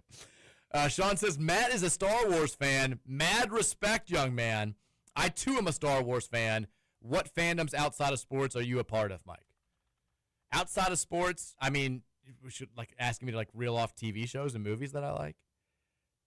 I mean, I like lots of them. What do you nerd out on? There's got to be something out there. I used to really nerd out on The Wire. Okay. Never seen it. Bonsai, Heard it's good. Bonsai trees. Yeah. Big old man habit for sure. Hobby, I should say. A while ago, it was like stories about art heists. I used to get very into those. Podcasts, which is a very vague, broad term, but I do enjoy a great podcast. I'm trying to think. There's not like a book series that I'm big into. There's nothing that's like iconically nerdy that you're like, God, I love that. The show Laguna Beach. Okay. Very, not cool to be that into Laguna Beach 20 years later. Okay, I can understand that. I watched the reunion, got very into it when it was on a couple weeks ago. I haven't rewatched the series in a while, but I have rewatched the series at some point in my adult life. That's very not cool. But yeah, I never got into Tolkien. I really did like the first 3 Star Wars movies when I watched them as a kid. I just never got into the episode 1 came out right when I think it was the middle of my freshman year of high school, right when you're sort of at that age where you're just like, I'm too cool for everything. And like, I'm trying to figure out who I am. Puberty's hit. I'm horny and angry all the time, and I don't know what to do about that. And like, so I felt like I didn't get in. And then I heard like people didn't like the movie and Jar Jar Binks was weird. So I never watched that. And so I haven't watched any of the movies since then. Oh, man. I need to watch them at some point because I really did like the original 3. They're just like, to me, like, I'm going to go out here and no Star Wars fan will disagree with this. Half the movies are just not great film. Like, they're just not. But I feel like that's any sort of like major franchise that has 15 movies in them. But they're all like, they're iconic. Like, I love the characters. I know people hate Jar Jar Binks. I love Jar Jar Binks. I think he's hilarious. Like, okay. I love, like, I'm just going to be honest with you, I do. But I also grew up with the prequels. Like, I grew up with those. Those are my favorites. I like the original 3 too.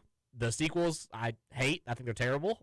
But at the end of the day, it's one of those, like, my dad was really big into it when I was growing up, so he showed it to me at a young age. I'm going to show it to my kids at a young age. I think it's something you just grow up with. Yeah, I get that. Dockery says, I miss Roman, obviously, but Matt is a really good co-host, in my opinion. Thank you, sir. We need to haze him a little bit. We can't just be all excited about Matt being on the show. No, glazing, no hazing. No, we're hazers here. Star Wars says, to some extent, last season's Louisville team was sort of like Illinois 24-25. Well, I hope we have the same results this year. And last one on the YouTube chat, Baker says, if we talked about the Kings' hot mic, Roman's face when the dude dropped the F-bomb was an all-timer. We have not talked about this. I think we talked a little bit about on Friday's show about Roman doing the thing with Rico Bosco. But there was the guy who dropped the F-bomb on the hot mic and Roman not looking like he was prepared for that at all, which, you shouldn't be. But I think he handled it okay. He seemed fine. He did his best. He didn't, like, drop the mic and run away. Or he didn't, like, cuss right back at him like, F you. You can't say bleep, you bleeping moron. Didn't happen. So there was that. Text line's going to kill us if we don't get to at least some of the text here. 502-414-1450 is the Gameday Mens Health text line. That was all YouTube chat. Further extending the rivalry between the Gameday Mens Health text line and the YouTube chat there is me going to the YouTube chat first. I'm sorry. Gameday Mens Health text line. Text, hey, Mike. Just curious where you think we go from here in the portal with the roster need. Looking at it on paper, we have no backup at the 3 position behind Knox, so I would assume that's a priority. I would say after that, we could use a backup point guard. I'm not sold that London Johnson is the guy. Barring some surprise from one of the very few big names out there, I assume this is where the staff will be looking. I think that that's a safe assumption. So I hate doing this, but I am always open and honest with you guys. I have heard a name of a player that they're targeting in the portal at the 3. I have been given strict orders not to say anything about it because I think there were some loose lips with some stuff in the last weeks, not on my end, but elsewhere, that the staff felt like may have had an adverse effect. So I hate doing the I've heard so, and this isn't even a guarantee. It's just somebody that they would like to have, but they were like, if it gets out, we think it may hurt our chances. So I think they are targeting a 3. I think there is maybe an overseas point guard that is being targeted to come in and fill the role that London Johnson right now is occupying, just as a fail-safe. But I think that's what it's going to be. I think you're going to have maybe an overseas addition that the fan base could talk itself into, maybe a decent contributor at the 3 that could serve as a capable backup to Carter Knox, and then you've got 2 spots left out there that you hopefully can find a value add for somebody that just wants to be a part. We need some culture adds. We need some personality hires for the rest of the roster. Go find some vibes guys out there, bring them into the fold, and then that will be the roster at that point. That'll fill it out. So we got to 1 text on the Gameday Mens Health text line. We'll get to more after the break, I promise. 502-414-1450 is the number. The 4 o'clock hour is up next. It's the Mike Rutherford Show on the Big X.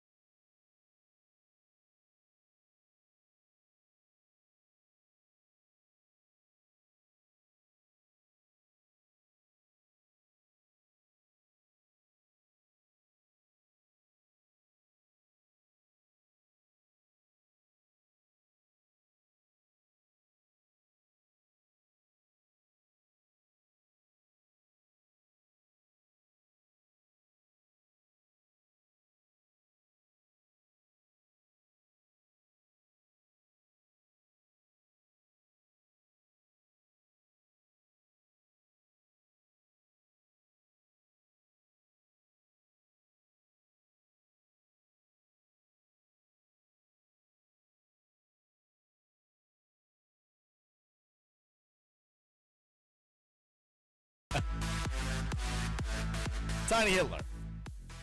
This is his official name. That's what some are calling him. In the old Card Chronicle headquarters household. 4 o'clock hour here, the Mike Rutherford Show, 1450, 96.1, Big X Sports Radio. Matt Childress producing the hell out of the show as the new, he's going to be doing it every day. He's ready to go. 502-414-1450 is the Gameday Mens Health text line. A little bit of portal news that somewhat impacts Louisville. It doesn't impact Louisville, but it's of interest to folks around here. Caden Magwood, who grew up in the Louisville area, was a highly touted recruit coming out of high school, out of prep school, went to Auburn. He now is transferring to Murray State for the upcoming season. I think it's a really good spot for him. I also need to give props to we have a Murray State texter on the line who had been saying when I was talking about, I kind of attributed a lot of Murray's problems in recent seasons to them making the jump from the Ohio Valley to the Missouri Valley and just, that conference, maybe it's a little bit of a tough fit for them. It's a step up in competition. And the guy was like, it's just Steve Prohm. Steve Prohm sucks. They've got the money to be successful. They'll be fine when they get rid of Prohm. Ryan Miller is going to do a great job. Murray had a great season last year. I think they lost in the first round of the MVC, but they won 20 games. They're bringing in good talent. I think Caden Magwood will do really well there. I think that's a good fit. Best of luck to him there. And if he goes out there and lights it up for a season, maybe he can play for Louisville in 2 years. We'll see. 502-414-1450 is the Gameday Men's Health text line. Texter says, as Boxcar Bob, do you think the Mr. Brooks experience heavily influenced your sister's love of horror movies? Maybe. We talked about the Mr. Brooks story on Friday. Maybe that was the first horror movie that she saw with her own eyes. It was a real one. Man, when Great White did tip over on Saturday, it was one of those moments where my wife is just like, this feels wrong. Watching the sport, they're forcing these horror, like they don't want to be in that gate. They don't want, and I was just like, I was thinking about our conversation on Friday where I was like, yeah, but I like it. So it's a tough thing to defend at times, but the spectacle is the spectacle. They want to be running. They'd be sad if they weren't running. That's just what you have to tell yourself. Is it true? Probably not. They don't know anything else, though. Dolphins guy texted in. Said, I keep seeing this crap take from UK fans on Twitter. What is the official Mike Rutherford show response to the notion that Louisville is assembling a roster with the same pitfalls that Mark Pope did last year? I mean, we can't. I don't think you can 100% say that's untrue. Because until we actually go out there and see them play. Because you never know. When you have a team with this many newcomers, it could wind up working incredibly well, or it could wind up being a disaster. Maybe everything that the critics say could be true. These guys are just here for the bag. They don't care about Louisville. They're going to go through the motions. You didn't get enough offense. All that stuff happens. The season falls apart, and everyone says, hey, we already made our millions. To hell with you, Pat Kelsey. We're going to half-ass the rest of the year, and Louisville's going to be just an okay team. I think the pushback, if you're a Louisville fan, is that you can say definitively, we've brought in stars this offseason. What proven stars? Certainly one proven star in Flory Badunga. What proven star did Kentucky bring in last offseason? Jaden Quaintance was their big guy. And he had, even when he was healthy, forget the injury concerns, which were glossed over for reasons that still don't make any sense. He averaged 8 points for a terrible Arizona State team. His impact was all supposed to be blocking shots, becoming an athlete, running the floor. He wasn't a guy that you could bank on being just like the dude. And that was kind of it. Who was the next best player that they brought in the portal? Do you remember, Matt? Was it Aberdeen? I think looking hindsight, 2020, at the end of the season, yeah, it had to have been Aberdeen. It was Jalen Lowe. He was 41st. So, that would be my big thing to point to is you look at last year's portal. Tried to tell about Jalen Lowe. Kentucky's highest rated player in the portal was Jaden Quaintance, who was number 10 in the 24/7 composite rankings. Their next highest ranked player was Jalen Lowe, who was 41. Cam Williams was 42. Aberdeen was 54. You're looking at this year's class. Louisville got number 1. Badunga's number 1. They got Shellstead, who's 18. That's already right there. You could make the case that having 2 players ranked in the top 20, including the number 1 overall player, is what sets apart what Louisville has done this offseason compared to what Kentucky did last offseason. Now, if you want to go into questions about, how is Louisville going to play, they're getting pieces that have historically gone against the system that Pat Kelsey runs, just like Mark Pope did last year. I get that. This is where Kelsey has to prove that he is a better head coach than Mark Pope, and that the staff that he's now put together is a better overall staff than the one that Mark Pope assembled at Kentucky. Because you got to make the pieces fit. And playing up and down, taking a billion threes, not being great defensively, clearly is not going to work with this group of players. So you got to get in the lab for the next couple of months and figure out a system that does work. Pope couldn't do it last year. If Kelsey wants to prove that he is different, he's got a few months to make that happen. But I understand the criticism. I'd be doing the same thing if I was Kentucky and didn't have anything to thump my chest over with my own team. I'd be looking to the West and saying, they're spending all this money, but they're not even going to be good. And that's clearly where all their focus is right now. They just haven't had any bad Mark Pope news in about 48 hours, so they got to direct it somewhere else. Yeah, I mean, they need him to whiff on somebody else. They need an outlet. He flew into a war zone to watch a kid score 0 points in Israel and still didn't get him. The kid was just like, I'm going somewhere else. I keep getting the Mark Pope interview video where he's like freestyle rapping about his talents. Yeah. On my talent. Hamilton. It's just like Mark Pope just brings you into the final table to discuss your NIL package, and it's just him freestyling, and it kills me every single time. I see that one, and I see the guy who's doing like laughing at spaghetti because it's so funny. Yes. People are like, is this what Pope does with recruits? The Kelsey's Army guy on Twitter, I saw his full list of the Mark Pope whiff list, which is just like everybody. And then at the very end, it just goes random guys from Israel. Made me laugh very hard. Texter says, this Ohio guy, the absolute bare minimum expectations for the men's basketball team next season is Sweet 16 and either ACC regular season or conference tourney title. I mean, I don't know if conference championship is a high bar to clear with how good Duke's going to be. I think we need to finish better in the conference than we did a year ago. I think that goes without saying. And I think second weekend is that's a given. That's where the expectations have to be. I think if you wanted to say Elite Eight, I could get on board with that as well. You can't have the season you had a year ago. Absolutely cannot. You can't be just okay. You've got to be very good to elite with the amount of money that we're spending. And I don't think that if you have, so UK fans I think would push back against the last argument we made by saying, oh, well, the two highest guys that you just mentioned, Jalen Lowe and Jaden Quaint, they both were hurt the whole year. I don't think you can use that as an excuse if you're Pat Kelsey in year 3.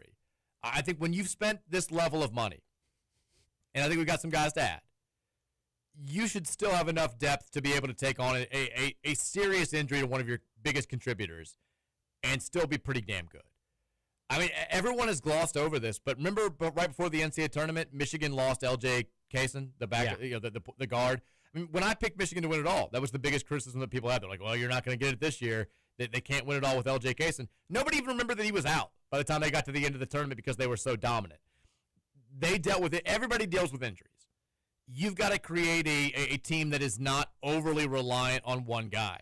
And I think they've done a good job of that in the front court. If Badunga got hurt in the second month of the season, God forbid, it'd be a huge blow. But you would hope that a combination of a Keyzy and some of the other front court players you've got could still be good enough to allow you to run the same type of system that you implemented during the summer. You got to now find that depth in the backcourt to a degree.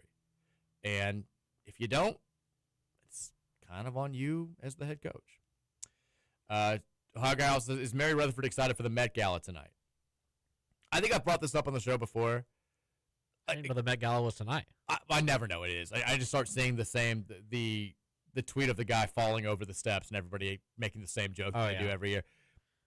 So I've never gotten a set answer for this. What is the Met Gala actually? I know that everybody goes there, they take pictures, and they dress up. But when you actually go inside, what happens? I thought it was genuinely just like a big PR stunt for like mega rich people. I thought it was too. Because they have to, even if they're invited, they have to pay to go. Yeah. Well, do they really? I believe so. That's insane.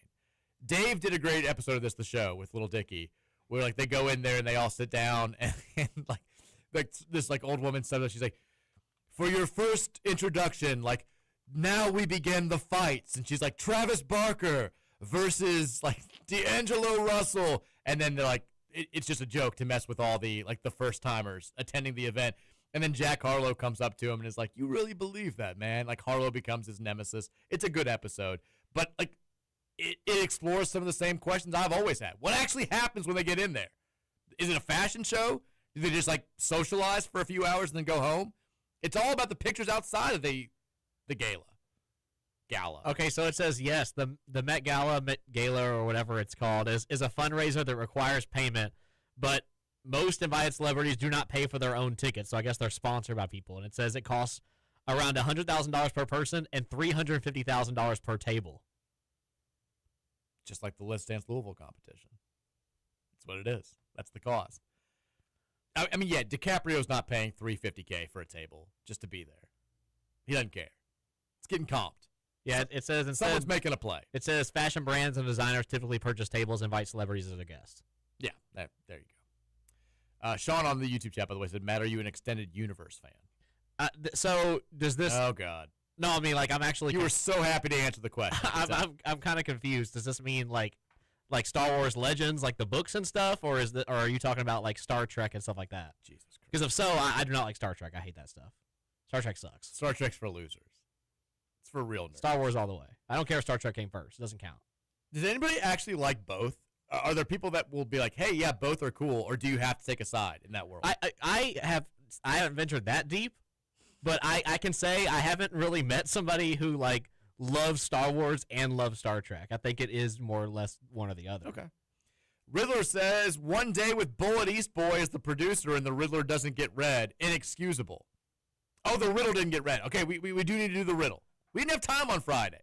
Here's the Riddler's riddle from Friday. Hey, diddle diddle, it's time for a riddle. I'm here to stump Mike with some clues. We get to laugh. Kansas got their guy. BBN now has the blues. The topic today hails from Shelbyville, a Titan turned card for the Ville. He launched balls for 3 when he did play. Now an investment agent for your 401k. Who is this sniper from 2017 that was renowned for a lower extremity? Oh, boy. 3rd all-time in career Cardinal scoring. 2nd in percentage makes if people with low usage you're ignoring. The Riddler will continue to make these more difficult. I need my wins to become more typical. Roman has abandoned the show for the River Bats. Maybe Matt Childress can save you from my riddling attacks. I like how he used my full government in that. Matt Childress? Yeah, he just said Roman, but he used my full government. I feel like it also could have fit without him doing that. I feel like he could have just said, like, Matt. Yeah, I think he could, too. I think this is a direct attack. I mean, he said the 3rd career scorer at U of L, that's Purvis Ellison. But I don't think he was from Shelbyville. He's from Georgia, right? I mean, was he renowned for a lower extremity? Maybe. Whenever he said that, I was thinking of not somebody who doesn't play for U of L. I was thinking, yeah, of Kentucky. We all were. I mean, sniper from 2017 that was renowned for a lower extremity, 3rd all-time in career Cardinal scoring, 2nd in percentage makes if people with a low usage you're ignoring. Sniper from 2017. I mean, I was originally thinking Shelby Valley and Elijah Justice, but that doesn't fit either. Is like Shelbyville High School, is that the Titans? Shelby County is the Shelby Rockets. County. They're the Rockets. Okay. So I don't. I mean, 2017. That's that was the Donovan Mitchell, Quentin Snyder season. But I don't know. Like, it's not David Levitch. I don't know. Like this one's kind of all over the place. He said 3rd because the 3rd all time in Louisville scoring is Purvis Ellison. So that doesn't make any sense. Purvis was not a sniper in 2017. He also didn't take a bunch of threes when he did play. I don't know. Ryan McMahon Ryan McMahon wasn't from Louisville though. I know. Or from Kentucky. None of these make any sense though. I don't know. Because my original thought when he said sniper 2017, I thought Ryan McMahon, but I was like, that's not from. Right. I mean, I'm trying to he was the only sniper on that team. Hails from Shelbyville, a Titan turned card for the Ville. I mean, no idea. This one's weird. It's gonna have to be explained to me. I don't have it. Texas Matt Hater here. Oh God, somebody's already trying to become Matt Hater. Suck it, Matt. Red suck. You jinx the Kings with your presence, and Vrabel is irresponsible with his wiener. I mean, look, the last 2 things are obviously true. Okay, do we want Patriots to cheat on the field or on their families? I always forget you're a Patriots fan. Which we got to pick one. Which one do you care about? How are you handling this off season of tumult? I'm just waiting for his therapy to be over so we can get AJ Brown and we move on. He's better. He's trying to get better. He's trying to be okay. He missed the 3rd round of the draft for therapy. Okay, he's spending time with his family. He's working it out. It's okay. They're winning the Super Bowl next year. Did you see the NBA Tonight graphic with Rossini and Vrabel? I did not. It was pretty. I mean, it was an aggressive graphic. It was like making fun of the Celtics for being on the off-season cruise ship, and they just had like Rossini and Vrabel at the very front doing the Titanic thing. Oh gosh, yeah, it's not going away anytime soon. It's not. Texter says, Jeff Goodman on the field of 68 hinted that Louisville is getting a good chunk of money from Adidas and questioned if Kansas is getting some investment from them. Do you believe that assertion to have any truth to it? No. Not the latter part. I mean, I think Adidas is maybe helping out a little bit. The notion that Adidas is not heavily invested in – I mean, Adidas got Kansas Take Any. The same way that they got us Michael last year. They have always bent over backwards to do whatever Kansas wants them to. I've not heard anything that changes that. Now, Kansas doesn't have the roster that they're hoping to have right now, so maybe that they're a little frustrated with Adidas' financial commitment, but I don't think that Adidas is giving us anything that they're not giving Kansas. They never have. Crystal Plummer said, I'm so excited today after landing a Keyzy, I'd let Mike feel my nipples. Jesus Christ, Chris, it's Monday. Who saw this coming? I thought Cal was going to punk us again. It feels good to win one over him for once. Go Cards, Chris the Plumber. Too much, Chris. Too much on a Monday. Post-Derby Monday. We can't get there. I mean, it does feel good to beat out Arkansas for a player they really wanted. It does feel good to beat out Maryland for a player whose dad played at Maryland. It's nice. I'm excited to watch him play as a Cardinal. Ooh, there's a new story out from CBS. With Louisville, Tennessee thriving, Mark Pope's hot seat intensifies amid Kentucky's portal struggles. I mean, that's the big thing here, too, is so Tennessee gets Juke Harris today. The two teams that I think Kentucky fans hate more than any others, at least right now. I think there have been times where, like in the 90s, Arkansas filled that void. Indiana's played that role at times. Florida has maybe done. Right now, I feel like it's us and then Tennessee that they hate the most. And Tennessee is going to be very good. They just got Juke Harris. They've got Day-Day Ames. They got Jalen Harrelson from Notre Dame. Who else did they get? Terrence Hill Jr. from VCU. Tyler Lundblade from Belmont, who I know we really wanted. Like, they may be the most talented offensive team in college basketball next season outside of Illinois and Florida. And UK is sitting there being like, the dude who scored no points from Israel just told us no. It's a tough, when you resort to, look, we did this with Kenny Payne when we knew we weren't going to be any good. The only thing we had to fall back on was like, well, you're going to be like way better than us, but you're still not going to be good comparative to what people think you're going to be. Like, that was the best that we had. And that's all they can do right now is like, oh, cool, you're going to be preseason top 5, Tennessee.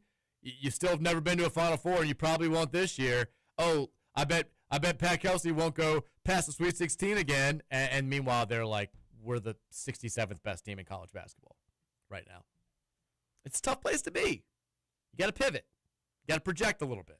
Can Rick Barnes just stop getting swept by Kentucky, though?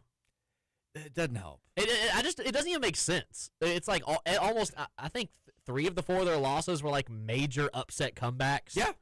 It's like, dude, can we not finish our food? I mean, they beat them once 2 years ago, right? Or did they get swept both times? They got swept both times in the last 2 seasons. The one time they beat them last year, not this past year, but the year before, was in the tournament. That's okay. In the Sweet 16. That's right. That's what it was. Because they had the Zakai Ziegler flipping off the. They got blasted in the Sweet 16. Yeah, it was like a 20-point win. But I'd forgotten that they got swept in the regular season. And then last year, both times, it was like a huge shock where they blew huge leads as big favorites. Yeah, they were down 14 at one point in the first one, and then 17 in the second one. The first one, I remember, we had just gotten to Disney World. And I'm walking around, and, Kentucky's down by 1 billion points. And I was like, all right, well, this is a good way to start the trip because Louisville wasn't playing. I think they had a pit game that night. And I checked back on the phone, and it's like, my friends are going nuts because it's like the final seconds, and they're there. I was like, well, now the vacation sucks. It's ruined. But ended up not mattering. They have this is what Kentucky fans now are pointing to as their trump card for us. Like, Mark Pope has won those types of games. He's beaten Tennessee a few times in the regular season. Your guy hasn't won a top. Which every time they say that, it's sort of a self-own. Like, he hasn't won a game that mattered. It's like, we beat you by 8 last year. When people thought you were good. It's sort of when when UK football fans used to do the thing where they would just rip on our schedule when we were really good. Like, you play nobody good. We play you every year. You're talking bleep about yourselves. Yeah, we suck too. I also can't stand the SEC thing of, like, they just dog on everybody else's schedule. It's like, are you just riding the Georgia, Alabama, Tennessee coattails? Well, yeah, that's always been a thing. It's like, oh, well, yeah, I'd rather be 5-7 but play in a good conference than be 9-3 or 9-2 and play in a WAC conference. I'm like, dude, you literally are not doing anything. You're just like, you're pumping your chest because you're getting smacked around by some of the best teams in college football. You know what's overrated? Winning and having fun. It's like, I don't even like having sex. It's not even fun. It's just cool. Like, just waste my time. Yeah, you're having all this sex, but like I'm making millions of dollars over here. I'm at a job. I'm masturbating to way hotter girls than you are actually having sex with on the internet. It's like, it's not the same thing. It's not. Don't act like you're not jealous. Texter says, I'm assuming there aren't any bona fide stud shooting guards available. So at this point, what should the game plan be? I mean, the McNeil kid from NC State is still available, who's the best shooter in the portal. I don't know if we could pull out the stops for him. It sounds like he's already sort of honed in on a couple of schools. I think Kentucky's still involved there. Who's the other one that for Paul McNeil? UNC really wants him. They're also trying very hard to get him back at NC State. Good luck with that. We'll see how that goes. But it sounds like his list is kind of 3 or 4 or 5 schools, and we're not on it. But he is a good, very good shooter that is still available. Are we looking at a wing that can play the 3 and the 4? 12 more managers to ensure continued success in the manager games, or all of the above? We didn't make the manager Elite 8 this year because we didn't get the votes. I think it was Florida State. Somebody got a bunch of votes and knocked us out. So they didn't get a chance to defend their championship, which is crap. I think if you're the reigning national champs, you should get an automatic invite back to the manager games tournament. Yeah, it's just buy-in. Like, what are we? Ridiculous. What are we doing here? It's awful. You're just trying to up your own engagement Twitter account. So let's make it happen. I mean, I've given sort of a rundown of what I think they're going to do. I think that they've targeted a 3 from the portal. I think that they've probably targeted a point guard from overseas. I don't know if they're going to get either one of those guys, but I think that that's where their mindset is right now. And then I'm sure they've got a list of other players that they're going after. But, yeah, it does feel like if you just look at the roster, you'd love to have another capable guard. Doesn't have to be a starter quality player, but somebody that you could rely on in situations where Shellstead or somebody's in foul trouble or somebody's just not playing well. And then I think you do need somebody that can play the 3 or the 4 and help you out there, back up Carter Knox, maybe help a guy who could swing down and back up Fulgaris or whoever you're starting at the 4. Well, I mean, we haven't even talked about the question. I think we can now ask it, Matt. We've got 9 players on the roster. What's your starting lineup? Oh, as of today? Jackson Shellstead. I'm going to say Adrian Woolley. I'm actually going to go pretty big here. I'm going to say Fulgaris at the 3. Ooh. Carter Knox coming off the bench. Ooh. Keyzy at the 4 and Flory Badunga at the 5. We're going hyper big lineup. I like it. I'm going to say, I think the most likely starting lineup if you were to play today is Shellstead, Woolley, Carter Knox at the 3, Fulgaris at the 4, and Badunga at the 5. But I can see a world where, I can see a world where like Deshane Montgomery winds up cracking the starting 5. I think between he and Woolley, it's going to be really competitive. I think that's the way that they'll phrase it going into the summer. I think they'll say, like, best man wins. Obviously, Woolley probably has a leg up being here, spending a year here playing high-level college basketball. Montgomery's coming out of the A-10, which is not terrible basketball, but it's a step down. He can really play, and I think he can do a lot of things. He's a versatile player on a team that I think needs a little bit more versatility. Fulgaris is also sort of the same way. It's just a matter of taking – Fulgaris is kind of he's got that unicorn description of a guy that does a lot of stuff differently well, especially at the size that he's got. But can you find a system that plays to those strengths? I think the same thing is true for Montgomery, just at a lesser degree because he's not 6'10". We time for one more text here. Let's see here. Text says, as a 33-year-old man with a wife and 2 kids, Matt's weekend sounds like heaven. Pizza, basketball, and video games. I mean, what more could one man ask for? It's not. Yeah, you're not wrong. By the way, my kids, ever since I let them play Mario Kart one time at the open kiosk at Target, they're obsessed with Mario Kart. It's all they want to talk about. It's all they want to do. I think my foray back into video games may be coming sooner than I was expecting. It should be. Which I'm excited. I'm going to have to sell my wife on it. I was a big Mario Party kid. That's my favorite one. Love Mario Party. I want to get back into it. I'm very excited. John may be a little savant. I mean, he had never played video game before, finished 8th out of 24. Okay. First race. It may be the thing that he's good at. We'll see. Take a break. We'll come back. Hour number 3. I'll start it off with a weird story. Talk a little. Some stuff we haven't talked about yet, and then we'll get back to the text line. So the Rutherford Show, 1450 The Big X.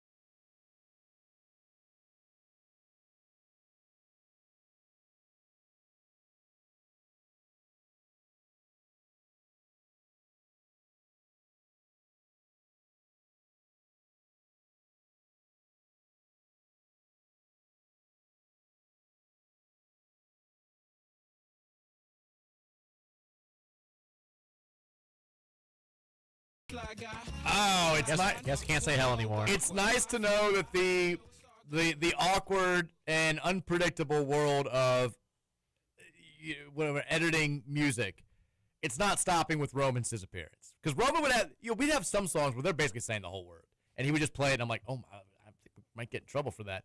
And the other ones were like, you can't say heck. It's all over the place. There's no concrete. There's no straight line order for editing music. clean versions of music make me laugh because it's just completely on whoever the person is editing it and what their morals are. So like you're kind of just putting your own listening value at risk, thinking maybe this guy really doesn't. Maybe this guy thinks this is clean. This one doesn't. And every song it's just kind of it's a wild west out there in the music industry. It also like leads to some situations where I remember the edited versions way more than I remember the. I mean, for instance, the Little John song was like, "Don't start no stuff, there won't be no stuff." Like it's all I could think of now. I don't actually like the hear Kids Bop version. Basically, but it was the version that was always on the radio and was always on TV shows back when Little John and the Youngbloods were all over the place. And now I remember that more than I remember the actual lyrics. So. Kids Bop was like an anomaly to me growing up. Did you listen to Kids Bop? I didn't, but I got the commercials when I watch TV for kids growing up, like a Nickelodeon, Disney Channel, all that stuff. So I'm thinking like I would always think of when I became a teenager, and that was when like modern hip hop really blew up, and everybody's kind of listened to like explicit music and stuff. I'm like, how are they gonna turn this into Kids Bop? They found a way. Those guys, they made a career out of something that I could never imagine. Slob on My Knob by 3-6 Mafia, Kids Bop version, incredible. Didn't actually happen, but probably should. Looking it up now. There's no way, absolutely no way that any 3-6 songs got Kids Bopped. Matt, I got a story for you. Okay. This is via ABC News. You're obviously familiar with the brand Thermos, right?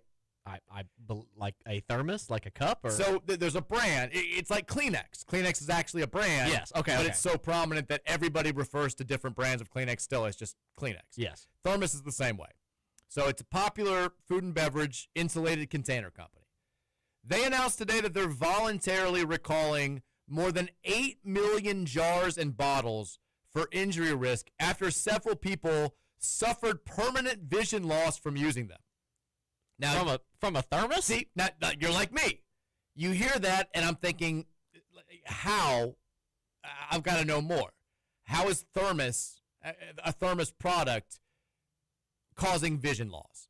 And I was thinking maybe there's some sort of like poison in the manufacturing, something that got into the water when you actually. The actual story you can't prepare yourself for. According to an April 30th recall notice from the company and posted on the United States Consumer Product Safety Commission website, it says, if perishable food and beverages are stored in the container for an extended period of time, the stopper can forcefully eject when opened, which can result in serious impact injury and laceration hazards to the consumer. Basically, when people were leaving some of these stainless steel jars closed for like more than a day, there was so much pressure in the relief function, the little stopper thing, that when they were opening, they were just getting jacked in the face. It was just exploding. Yes, exactly. Thermos received 27 total reports of users who were, quote, struck by a stopper that forcefully ejected from these containers upon opening, including complaints of impact and laceration injuries that required medical attention. The recall says 3 consumers suffered permanent vision loss after being struck in the eye. Could you imagine? Like, my first thought is... No. My first thought is, the people that, like, leave cups in their car sometimes all the time? Yeah. Imagine leaving that in there, and you're like, oh, man, I forgot to take my water bottle yesterday. When I get home from work, I'll do that, and you just cause a 9-car pileup because your thermos exploded.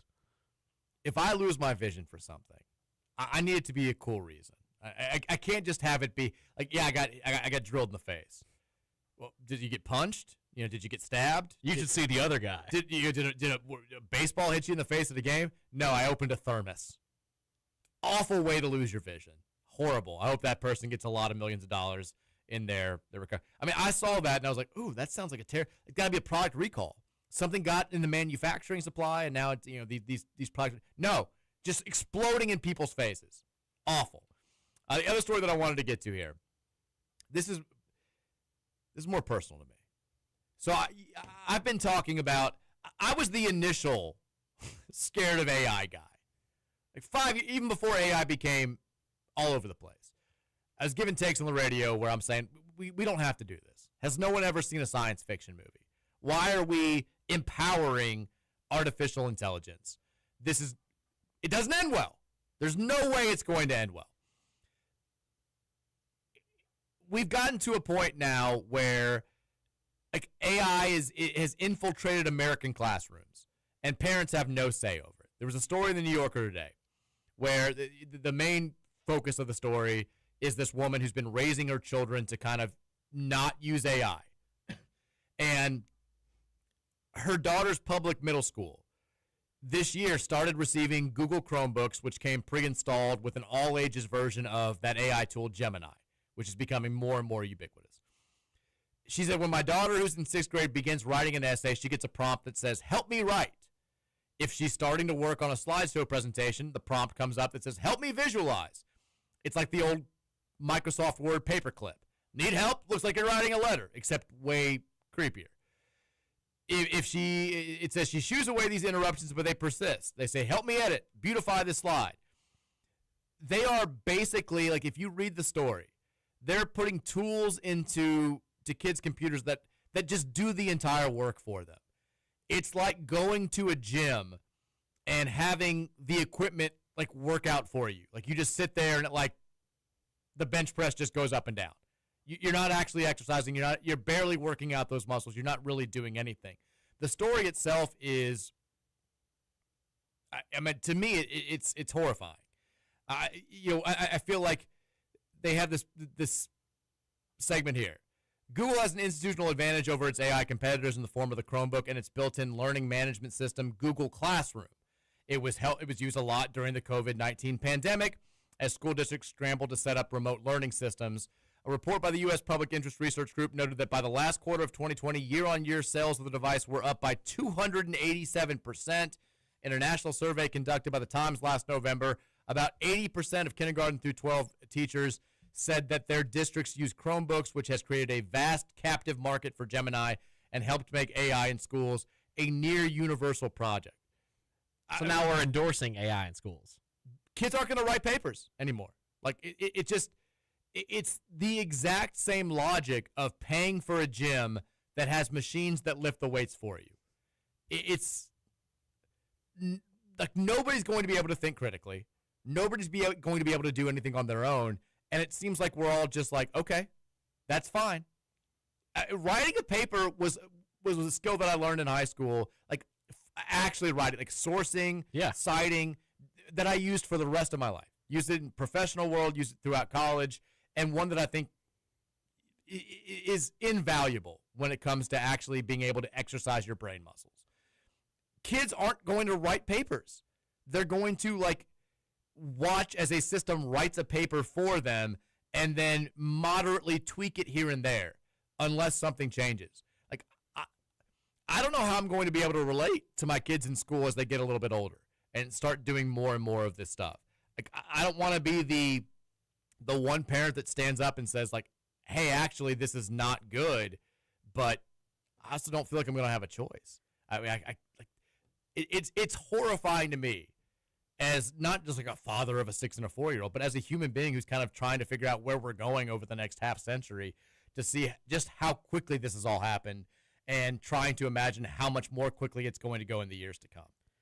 No, I mean, I see it now because, like, just like you, when I was in high school, like, I took journalism classes all the time. I wrote for my local my school paper, and I told you that I do, like, side writing for the State of Louisville guys now and stuff like that, just, you know, like, kind of just fun little pieces and stuff. So I've always been a decent writer growing up, and I love writing. I love doing the research and, like you said, sourcing all this stuff. So I'll help my Paulina, my girlfriend. Her younger brother's in high school right now. He's a freshman. So every time he has to write a paper, he always calls me over to look at it and read over it. And just kind of, you know, just give him little notes and stuff. And, like, this is not, like, derogatory to him. This is just, like, his class. Like, he showed me the work his class does, too. And I'm like, oh, my gosh. Some of these kids are writing and reading at, like, a 3rd grade level. And it's to the point where I'm like, hey, man, like, when I'm giving him notes, I'm like, I'm not trying to sound derogatory, but, like, this is, you can't put and next to each other. You can't do and, comma, and. You know what I mean? Like, it's simple stuff like that. And it's because what they do is they write a little bit, have AI fill in a little bit of it, and then write a little bit more so that it, like, looks better. Sure.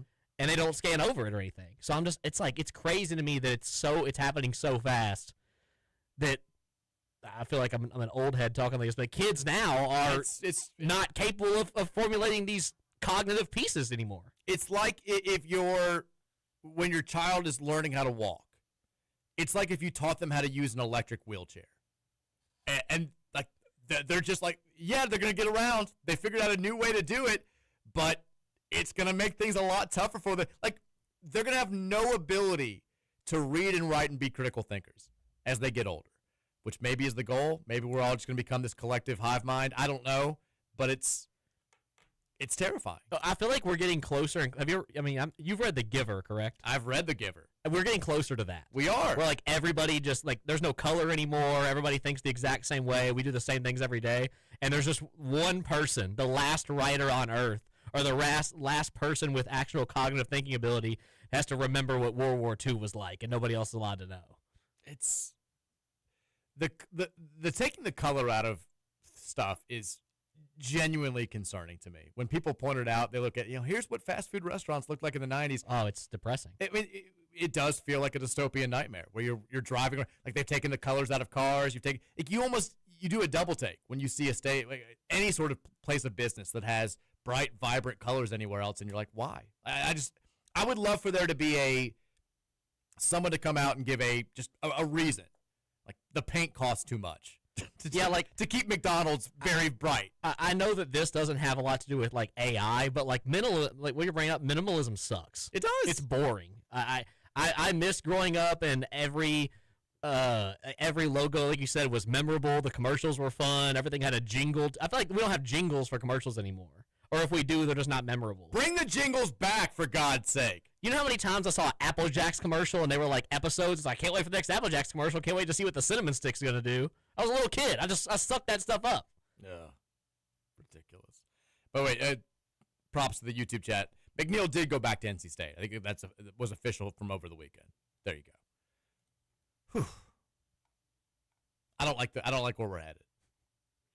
I'll say it. I've said it once on the show. I'll say it again. You know how, like, the Amish just decided 150 years ago this was where society needed to stop? Like, we peaked. We don't need to go any farther. That's where I am with AI. We've got enough fun stuff here. Video games are cool. It's fun to surf the internet. It's fun. Social media can be okay. We don't need to go any farther. It's gotten so bad. This is where it stops. It's gotten so bad. So like it's another video game topic, but like the CEO of Xbox changed, and they're rebranding Microsoft back to Xbox, and they just released their new logo, and it's just the green Xbox logo. The old one? Yeah, and instead of being black and white, and people lost their minds. They were like, minimalism's dead. We're back. We've done, we need more of this. Nothing else happened. They just released the logo, and they were like, gosh, she's killing it right now. Let's go. We feel good about it. By the way, we have not talked about this yet on today's show, but Donovan Mitchell does survive and advance with the Cleveland Cavaliers last night. Looked a little dire early on, but they take care of the Raptors 114-102. They will move on to face another Game 7 winner, the Detroit Pistons. So after all the drama of the first 2 weeks, we still get the 1-4 second-round matchup that we all were expecting. It'll be Cavs. It'll be Pistons. Donovan played well when he needed to last night. It was not a crazy, gigantic offensive explosion, but he kind of took the game over in the third quarter when the Cavs were facing elimination. Props to him. That would have been a tough look for Donovan, Matt. If you already kind of has this stigma of he's an NBA superstar, but he can't get it done to the highest degree in the playoffs. He can't take it to, he can't be the best player on a team that makes the finals or wins a championship. Losing in the first round to a team that they were expected to beat would have been just another notch in that negative belt. Props to Donovan for getting it done last night. Yeah, it would have been the most Cleveland Cavaliers thing to happen right now. I'm pretty sure that fan base just hates that team. Yeah, it certainly seems like it's just been boiling over the past couple seasons, and I feel really bad because I think that Donovan Mitchell does have what it takes to lead a team to an NBA Finals run. I just feel like that their management staff is not great. I feel like the decisions they make, like getting rid of Darius Garland and stuff like that, I don't know. I think that organization kind of died after Kyrie and LeBron left. Did you happen to, I know you're not a big hockey guy, did you catch any of the Wild Avalanche last night? I did not. Incredible game. It's going to be a fantastic series. I don't think that every game, shocked that it went off this way. I thought it would be sort of a low-scoring, back-and-forth 3-2 type game. Avalanche win game 1 9-6. They got off to a 3-0 lead. They ended up trailing in the second period, and then they still won by 3 goals. It's the first time in the history of the NHL playoffs that a team has led 3-0, trailed in the same game, and then ended up winning that same game by 3 goals or more. A lot of times you see crazy stats. Did they have like, a goalie in net for the game? I mean, Wedgwood, the wedge wall got broken a little bit last night for the Avs, but that stat, a lot of times you see stats, you're like, oh my God. Like, that was one that I saw this morning. I was like, yeah, I mean, I'd be kind of surprised if that had happened before. Cale Makar was incredible. Devontae was terrific. The Avs put on offense. The defense was bad on both ends, but great battle back and forth. Just cocaine, excitement, third period. Playoff hockey's the absolute best. Avs get it done. That series is going to be terrific. I'm excited for it. This may be the best team besides the Avalanche left in the playoffs, so I'm geeked up for it. Canadians also won Game 7, took out the Lightning. They are advancing to the second round. Tonight we get Flyers versus Hurricanes, and then Golden Knights versus Ducks at 9:30 on ESPN. NHL and NBA playoffs rolling on tonight. It's a fun time of the year. I know it's not the hot time of the year around this area, but still, fun sports to get ready for. Let's go back to the Gameday Men's Health text line, 502-414-1450. We have a lot of text to get to. Let's do it. Texter says, I love Roman, but this is a W in my eyes. People are being too nice to Matt. I'm loving it. We need Matt Hader. Texter says, if y'all look above, you will notice Golden Tempo was in my previous text above in Tier B horses. It resulted in me winning the Oaks Derby double, the Exacta, and a $30 win play show in Golden Temple. Nice. What did you say? You said, so happy Golden Temple emerging market should be your Tier B horses. Well, 2 of those. The other 2 sucked. But you were right on Golden Tempo. Texter says, CFB here. Oh, God. This guy. Well. Just when you thought things were different, just when you thought maybe the Reds were... We lost 3 games. Your plucky little team reverted back to their true form. You can't revert forward. It's a redundancy, CFB. And now you've got 4 games against the best team in the NL Central to get through. We'll be fine against the Cubs. And before you start crying about your pitching injuries, the Cubs have had an entire staff's worth of guys on the IL since the start of the season, including their best 2 starters. But winners find a way to win, and the Reds will find a way to get swept by the Pirates. Suck it, Mike and Matt. So now you're involved with this. So we're already doing the thing of like, oh, well, you guys have injuries? Well, mine's worse. So what he's doing is he's putting it together so that if the Reds end up winning the series, he's like, well, we have more injuries. So it doesn't matter. You guys can't complain anymore. We'll beat the Cubs. We always do. He's already defending himself. This guy's outrageous. We're fine. We're going to be okay. Texter says, this was the first Oaks Derby that I actually came out ahead. After noticing the Ortiz bros dominated Oaks days, they both did have great, not just Oaks and Derby, they had great weeks. I just bet them all Derby. A little disappointing most of the day, but came through in the big one. I hit the Exacta and tripled the money that I'd put in. I don't know if betting jockeys is a good strategy, but it worked for me. It's good when it's them, and they've got good mounts. I mean, I think, ran the best race he could on Renegade. I think that was the most impressive run of any horse in that race. The fact that he finished second and was closing after that start was remarkable. That horse is very much legit. If he'd gotten any other post position, I think he would have probably come out on top. Texas, I absolutely love when a sarcastic Rutherford post breaks containment. The responses to your woke Derby tweet had me dying Saturday night. So, okay. Do you know the tweet that he's talking about? I did not. Most of the time when I have a tweet that does that breaks containment and enters into realms that I'm uncomfortable with, like, I don't see it coming. This one, I had a hunch. I had a hunch this one could be a banger, and that it was going to get out from my world and have a bunch of people very angry at me for not recognizing, well, they're not recognizing the sarcasm. I envisioned that this was possible. And I still, maybe it was the hungover, maybe it was the alcohol still in me. I was like, whatever, I'm sending it. So I thought it was a good, funny tweet to say, oh, the Derby folk, which, I mean, horse racing, a notoriously, I think, at the highest level, conservative-leaning sport. A lot of big money involved. Most horse race owners at the highest possible level are very wealthy and they lean conservative. You're leaning on a ledge on that one. Yeah, exactly. So, but you know what? This all leads me to the tweet, which said, "Oh, they scratched Great White, and they let a female trainer win the Derby. Has the Derby gone woke?" More and more people are asking this question. I thought this was a very easily... You thought it was going to bang. Well, it did. You thought it was going to go crazy. It did go crazy. But I thought it was also very easy to recognize the sarcasm to a point where, like, most smart people would recognize it, and then you get a handful of just some idiots that are like, oh, my God, what's wrong with you? Way more people than I thought did not get the sarcasm, which maybe says more about where we are, that you can't figure out what's real and what's not. But people were like, you actually think that they could fix this race so that the female trainer could win? I'm like, no. I also don't think that they would scratch a horse that just flipped on its back right before the race only because it had the word white in its title. But people, I mean, it's a PR stunt.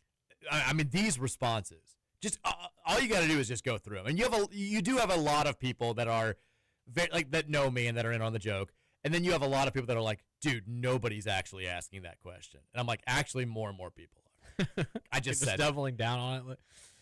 And I don't. My sources are saying I don't want to stereotype, but a lot of the people that didn't get it have BBN in their handle. Because Matt Jones responded to it with a funny "I'm Andy Barr and I approve this message" joke, and I think a lot of UK fans saw it because of that. And so I got a lot of like UK who were like, "I thought I liked you. This is ridiculous. This is the dumbest thing I've seen on the internet, and that's saying something." Have you ever tweeted something and then like Mary come up to you and be like, "My friends are telling me you need to get off Twitter"? No, but I'm it's like my worst fear. See, Mary and most of her friends are like real people that live in the real world. They're not locked online. No, so which also is tough when I try to explain funny things that have happened online. I realize how much of an absolute loser that I sound, and I just like usually stop telling the story. But I am terrified of that happening because we're now getting into a world where Virginia's at a new school, we're meeting new parents, we're making new friends, and if some of her friends, if some of these new parents don't like know that I make these types of jokes, they're going to be like, why is your husband calling the Derby woke? Why does your husband think it's terrible that a horse named Great White was scratched and that it's maybe some product of the Illuminati? You're going to get pulled into like a parent-teacher conference. I'm also scared of that happening. Virginia's getting talked to by all the students because your family is saying the Derby's woke. You joke about it. There are tweets that I have not sent just for that type of reason where I'm like, if this, if the sarcasm got out too, like it's almost too on point. Because back in the day, I would just, sometimes I'm playing a character online when I do the sarcasm tweets, and there are some that are more easily to like ascertain than others. This one I think was obvious enough that even if people got confused, I could be like, no, like look at my entire timeline. I very clearly am not somebody that would think that you could let a female trainer win the Kentucky Derby, or that they would scratch a horse just because it had white. It's one of those where you're defending it like you're explaining the joke and it's ruining the joke. Exactly. But it's also not like, I mean, I love a really, really good esoteric joke that's for just like 5% of people that are going to get it. But it's also become way more dangerous now than it was doing that 10 or 15 years ago. So I feel like I've got to make the jokes as close to being blatantly obvious as possible now, just so I don't get in trouble. So that's why I throw in the more and more people are asking this question. Still, it didn't help, though. Didn't help for some people. But I would say the majority of people that saw it got that it was a joke. Some other people wanted me to die. I mean, well, that's just a normal Mike Rutherford tweet. There is that as well. Texter says, a big X society would consist of poorly photoshopped memes, political discourse, and penis jokes. You got to pay for that, though. Your $19.99 per month goes to me. If you want to see the tweets that I don't hit send on, the Big X Society is the way to go. It also says, 2 questions. Mike, what's the origin behind the cowboy soundbite after a new texter? And Matt, when are you starting Dungeon Crawler Carl? We have similar tastes. I know you would enjoy it. Please don't worry, you can listen to the audiobook version due to your limited reading capacity. Okay, I'm a good reader. I feel like you should have jumped on the Carl bandwagon. So Roman has offered to let me borrow it. And the way he's talked about it, I said, if you let me borrow one of them, I will take a gander. He has yet to bring it to me. I'm not going to go out there and buy Dungeon Crawler Carl to try it. What do you know? Just broken promises from Roman. Roman's going to become an enemy of the show by the end of this. I think you would be a Carl guy. I think that's Carl was the better route to go, not the Iliad. I'm not opposed to becoming a crawler. I'm just saying I'm not going to spend the money on it because I don't enjoy reading as much as you guys. If Roman lets me borrow it, I'll give it a crawl. Yeah, I'll give it a crawl. The cowboy joke is just I thought that the beginning of Cowboy by Kid Rock was the funniest way that you could play a song to welcome somebody into a surprise party. Like, surprise, cowboy. and then Trevor had never heard the audio, and he couldn't stop laughing at it. And so he would just randomly play it throughout every show because he knew it would always make me laugh. And that's how we got to the point where the first-time texter sound became cowboy. There you go. That's the best way I can explain it. Cowboy. Objectively, it's hilarious. We'll take a break. We'll come back. 5 o'clock hour is up. We'll run through the text line. We'll make some predictions for the night ahead, and we'll call it a day. It's the Mike Rutherford Show, presented by United Mechanical, 1450 The Big X. Yeah.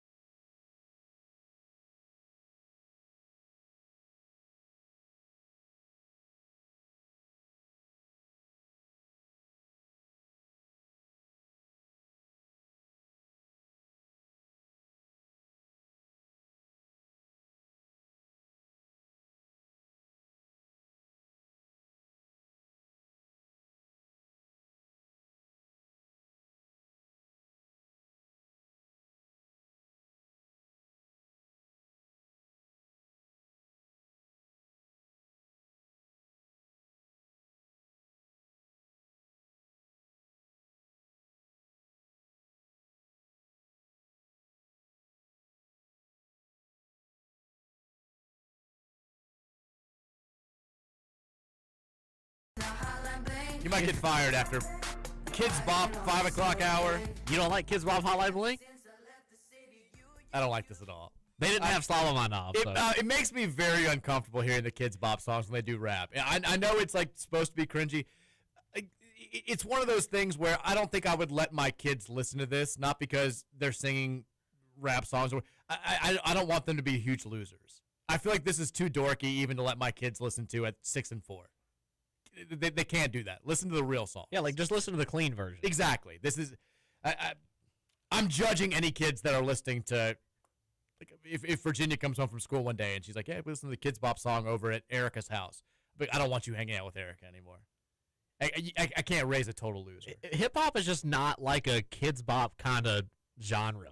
Like there's other ones on the side. It's like moves like Jagger. I mean, like I guess that is okay. Or like Party in the USA from Miley Cyrus. That's a perfect one. Great song. That's a Kids Bop song.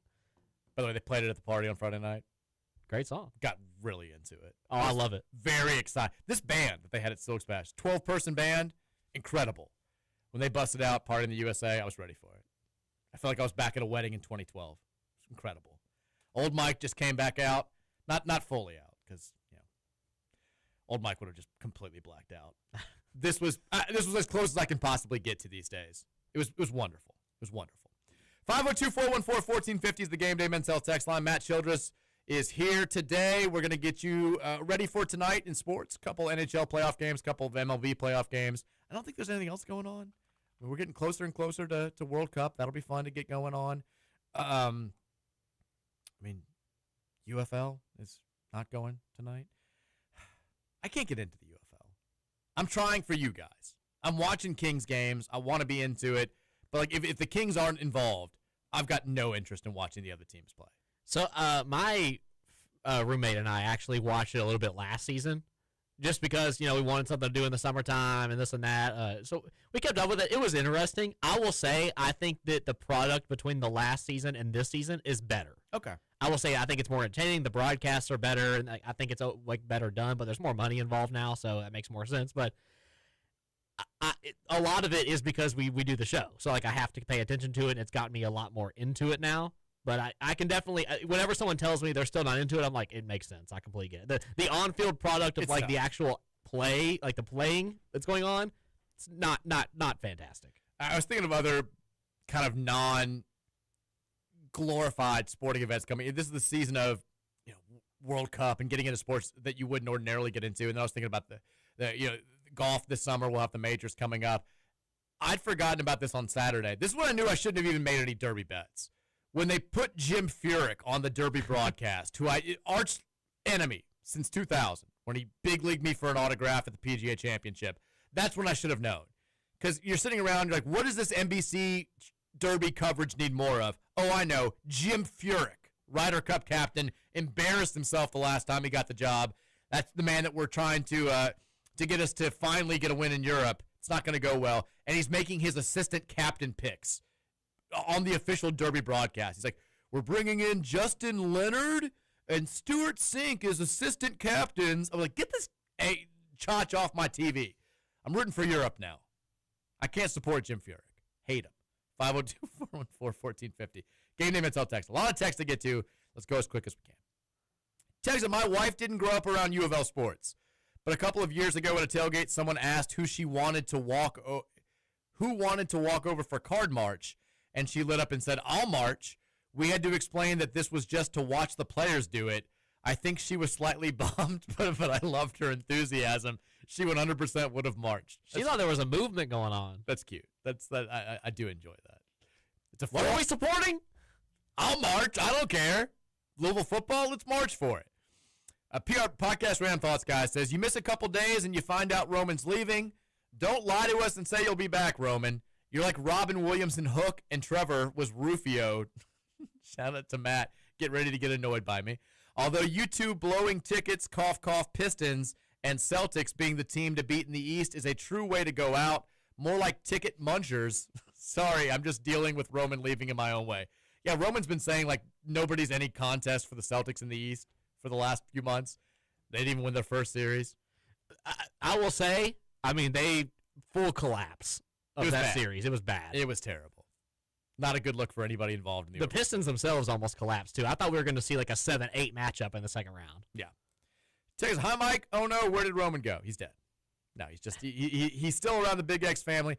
I think the way, like, you had more stuff you needed to get done in the morning. Roman needed to have his afternoons more freed up for some of the stuff that he's got coming on. He's the in-game MC for the Bats. He's going to coach some high school soccer this fall. So you guys just worked it out to switch kind of the gigs that you've got here at the Big X Nation. Correct. It's literally just a schedule change. Texter says, freshman bigs are rarely difference makers. It's obviously nice that we got him, but I'm puzzled with the pickup. We need guards and shooting.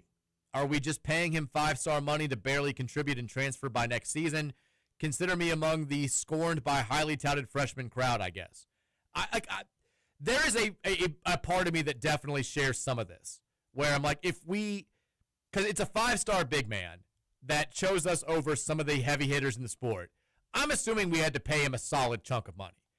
And there is a part of me that, with Badunga already in the fold, wonders if we could have spent that money better somewhere else. But if we have like unlimited money, which it kind of seems like we're acting like, I mean, we were going after both the Keyzy and Juke Harris at the same time, which says to me that we were willing to pay both those guys whatever they were asking for. Now, the rumor with Juke is that Tennessee paid him $5 million. I think we were willing to match that or come close to matching that, and he said thanks but no thanks. So, yeah, I think there's definitely a part of me that wonders if this was the biggest difference maker that we could have landed for that amount of money. But maybe he's just that good. And maybe they want to play, maybe they want to be Florida. Maybe they say it's not good enough just to have Thomas Howell. You want to have Thomas Houck and Alex Condon and Ruben Chenyalu. You got to have all those guys to make up the type of front court and play the type of way that we want to play. So, again, I'd love to have an insight into what exactly Pat Kelsey's thinking, just to know for the sake of knowing. But I kind of get the sense that he wants those two guys to play together. This texter also the entire month was asking girth, please, and now he's got girth. Now he doesn't want it. Fair point. You want less girth now. If you're clamoring for girth and people give you girth, you can't suddenly get anti-girth. Texas, we've spent $600 million this year. Final Four or bust. At least that's what they're saying in Lexington about our team. I love the coping. They love, and Matt was the leader of this, but even before we got the Keyzy kid, where they're like, they're clearly spending the most money of anybody in the country. They should settle for nothing less than an 80-point national title win. Like, just coping already with the fact that we're looking like we're going to be better than Kentucky at this point. Also, nobody knows exactly what anybody's spending. Do I think we're at or near the top? Yeah. But I don't think, it's not like last year where it's Kentucky spending $22 million and the next highest spenders are like 14, 15 million. We're going, at the end of the day, we're going to be among the biggest spenders, and if we're at the top, it's not going to be by a wide margin. I think the positive way to spend this is that we haven't had any news like leaked of what we're spending, right? And everybody's assumption is just because of the players we're getting. Right. Well, whereas last year with Kentucky, you saw their roster, and then it came out, they were like $22 million. Yeah. I think a big part of the assumption is something that I said earlier today. We're getting almost all, besides Woolley, just new players, and they're heavy additions. When you look at the getting guys back doesn't make the same type of splash that getting a new piece does, because you're beating out other teams. I mean, look at Duke's roster right now. Nobody's talking about how much bringing Caleb Foster back is like you had to spend money to make that happen. Bringing Caden Boozer back, you had to spend money to make that happen. Bringing, if you were going to get Dame Sarr or Isaiah Evans, if you were going to spend a ton of money on those guys, we know exactly how much they were looking to spend on John Blackwell. Insane amount of money.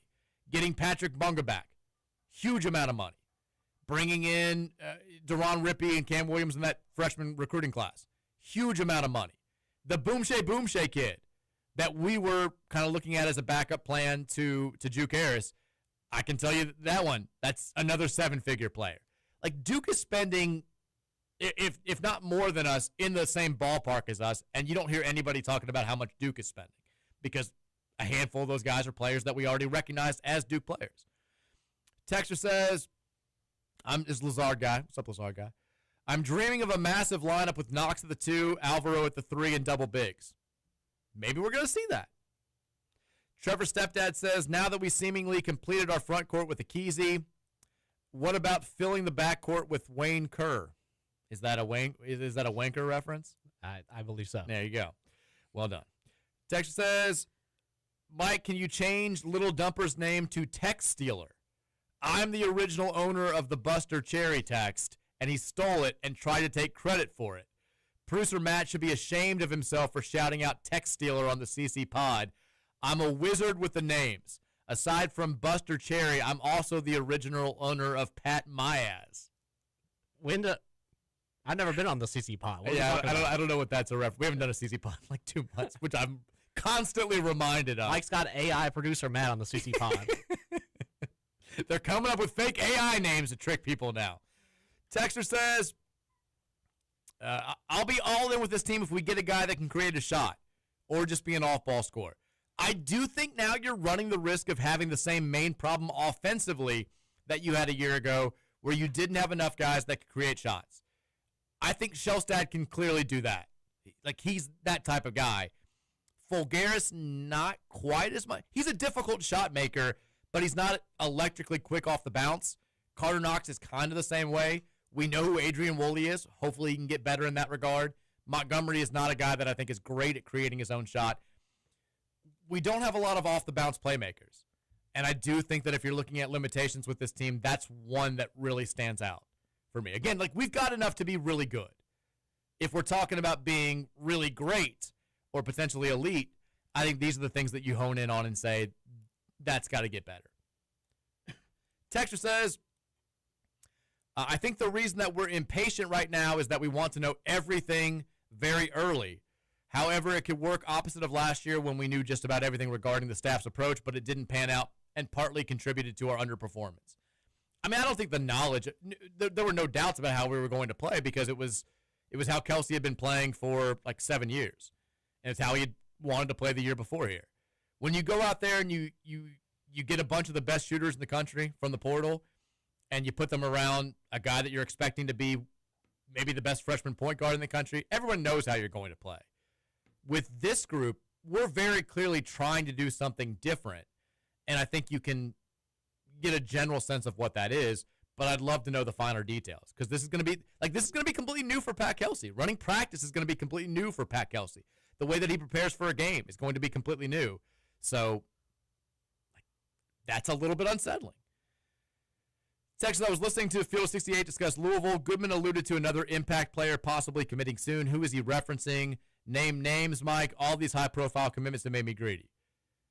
I think he's referring to a player from overseas. That's, again, I don't have a problem like dropping names when I'm explicitly told, hey, please don't say anything because I think it may hurt our chances with this player. I'm not going to say anything. Texture says, Mike, this is ridiculous. To be blindsided by Romans leaving is a slap in the face. We deserve Trevor back now. We've dealt with this trauma too often. Anyway, shout out Gob Gob if you know, you know. Matt, did you see any of the Gob Gob stuff? So I heard about a decent amount of it in the 1912 Discord stuff, and they were talking about it, but I don't know the origin of it. I only saw this yesterday. I was unaware of this guy's existence until yesterday. Isn't it like a Twitter account or something? It's a Twitter account from Maryland who was adamant that they were getting Obina Keyzy. Even after yesterday, like, everybody started saying the kid's going to commit to Louisville, he's going to commit to Louisville. He's like, I know stuff that you guys don't know. Just keep the faith. And then, obviously, they don't get him. Here's the crazy part about this to me, is like this guy very clearly was just had no idea what he was talking about. And not only he wasn't doing the, like, I think we've got a real shot. He was outright saying, like, we've got him. It's a done deal. It's over. Said it many times. Everybody else is just lying to you. I know. Nobody else knows. The kid's going to Maryland. And then he gets it completely wrong. Clearly just lying to everybody. And there were a handful of Maryland fans that were like, hey, appreciate your scoops, though. You made it fun. You gave us some good info. Like, he gave you the completely wrong. Like, yeah, he gave you hope. It was I can do that. I mean, I could get online today and just be like, hey, by the way, we're going to get Cam Boozer to come back to school and he's going to play at Louisville. And then DeBance's mom won out. He's coming back. Yeah, and then when the draft actually happens, be like, well, you know, I hope you were entertained by me, but things can change in a matter of minutes. Sometimes you get stuff wrong, but there were people who were like, keep doing what you're doing, man. I was like, no, you You're just totally wrong. Just lied to everybody for weeks. Don't keep doing what you're doing. Your whole presence is based upon credibility. I don't understand anything anymore, Matt. Like the old, I don't get it anymore. Maybe Gob Gob's AI. Maybe he is. He needs to go gone. It says, now I listen to you. Now listen, I know you and most people would say exhibition basketball games don't really tell you much, and normally I would agree. But now that we get to play a real Division I opponent, especially with being Kansas in back-to-back years, I think I'm changing my tune on it because that Kansas game last year definitely gave me an initial gut feeling of I don't think this team is quite as good as we thought it was. And I was hoping I was wrong and the team would improve, but we actually did end up being pretty much that same team that I saw in that game all year. Fair, but also, other side, Kansas was not nearly that good all year long. That was a false impression of who they were going to be. I think when you look at the exhibition results of the last 2 years, more of them have been misleading than insightful. And I think that probably will continue to be the thing. Having said that, yeah, there will be a lot of hype. I mean, you've got Tyron Stokes playing Louisville. You've got Flory Badunga playing his old team. There's going to be a lot of attention on that game next year. It'll be a lot of fun. Texas Mike, I'm expecting in the upcoming basketball season for it to be Final Four or bust. If they don't make it to the Final Four, Josh needs to have Billy Donovan warming up in the bullpen. Well, Let me stop with the Billy Donovan stuff. Yeah. He's not coming back. Yeah. Dave, teacher from Jeffersonville, says, the Reds are cooked. All my horse bets were wrong. My back hurts from moving boxes. But the Cards are going to be 10 feet tall and win the whole damn thing. Side question, do we think over under $24 million for the Cards B-ball roster? Number 2, Matt, I will hand deliver you one of my books if you want to read it. They're much easier than the Iliad. Second person who's offered to give you free Carl books.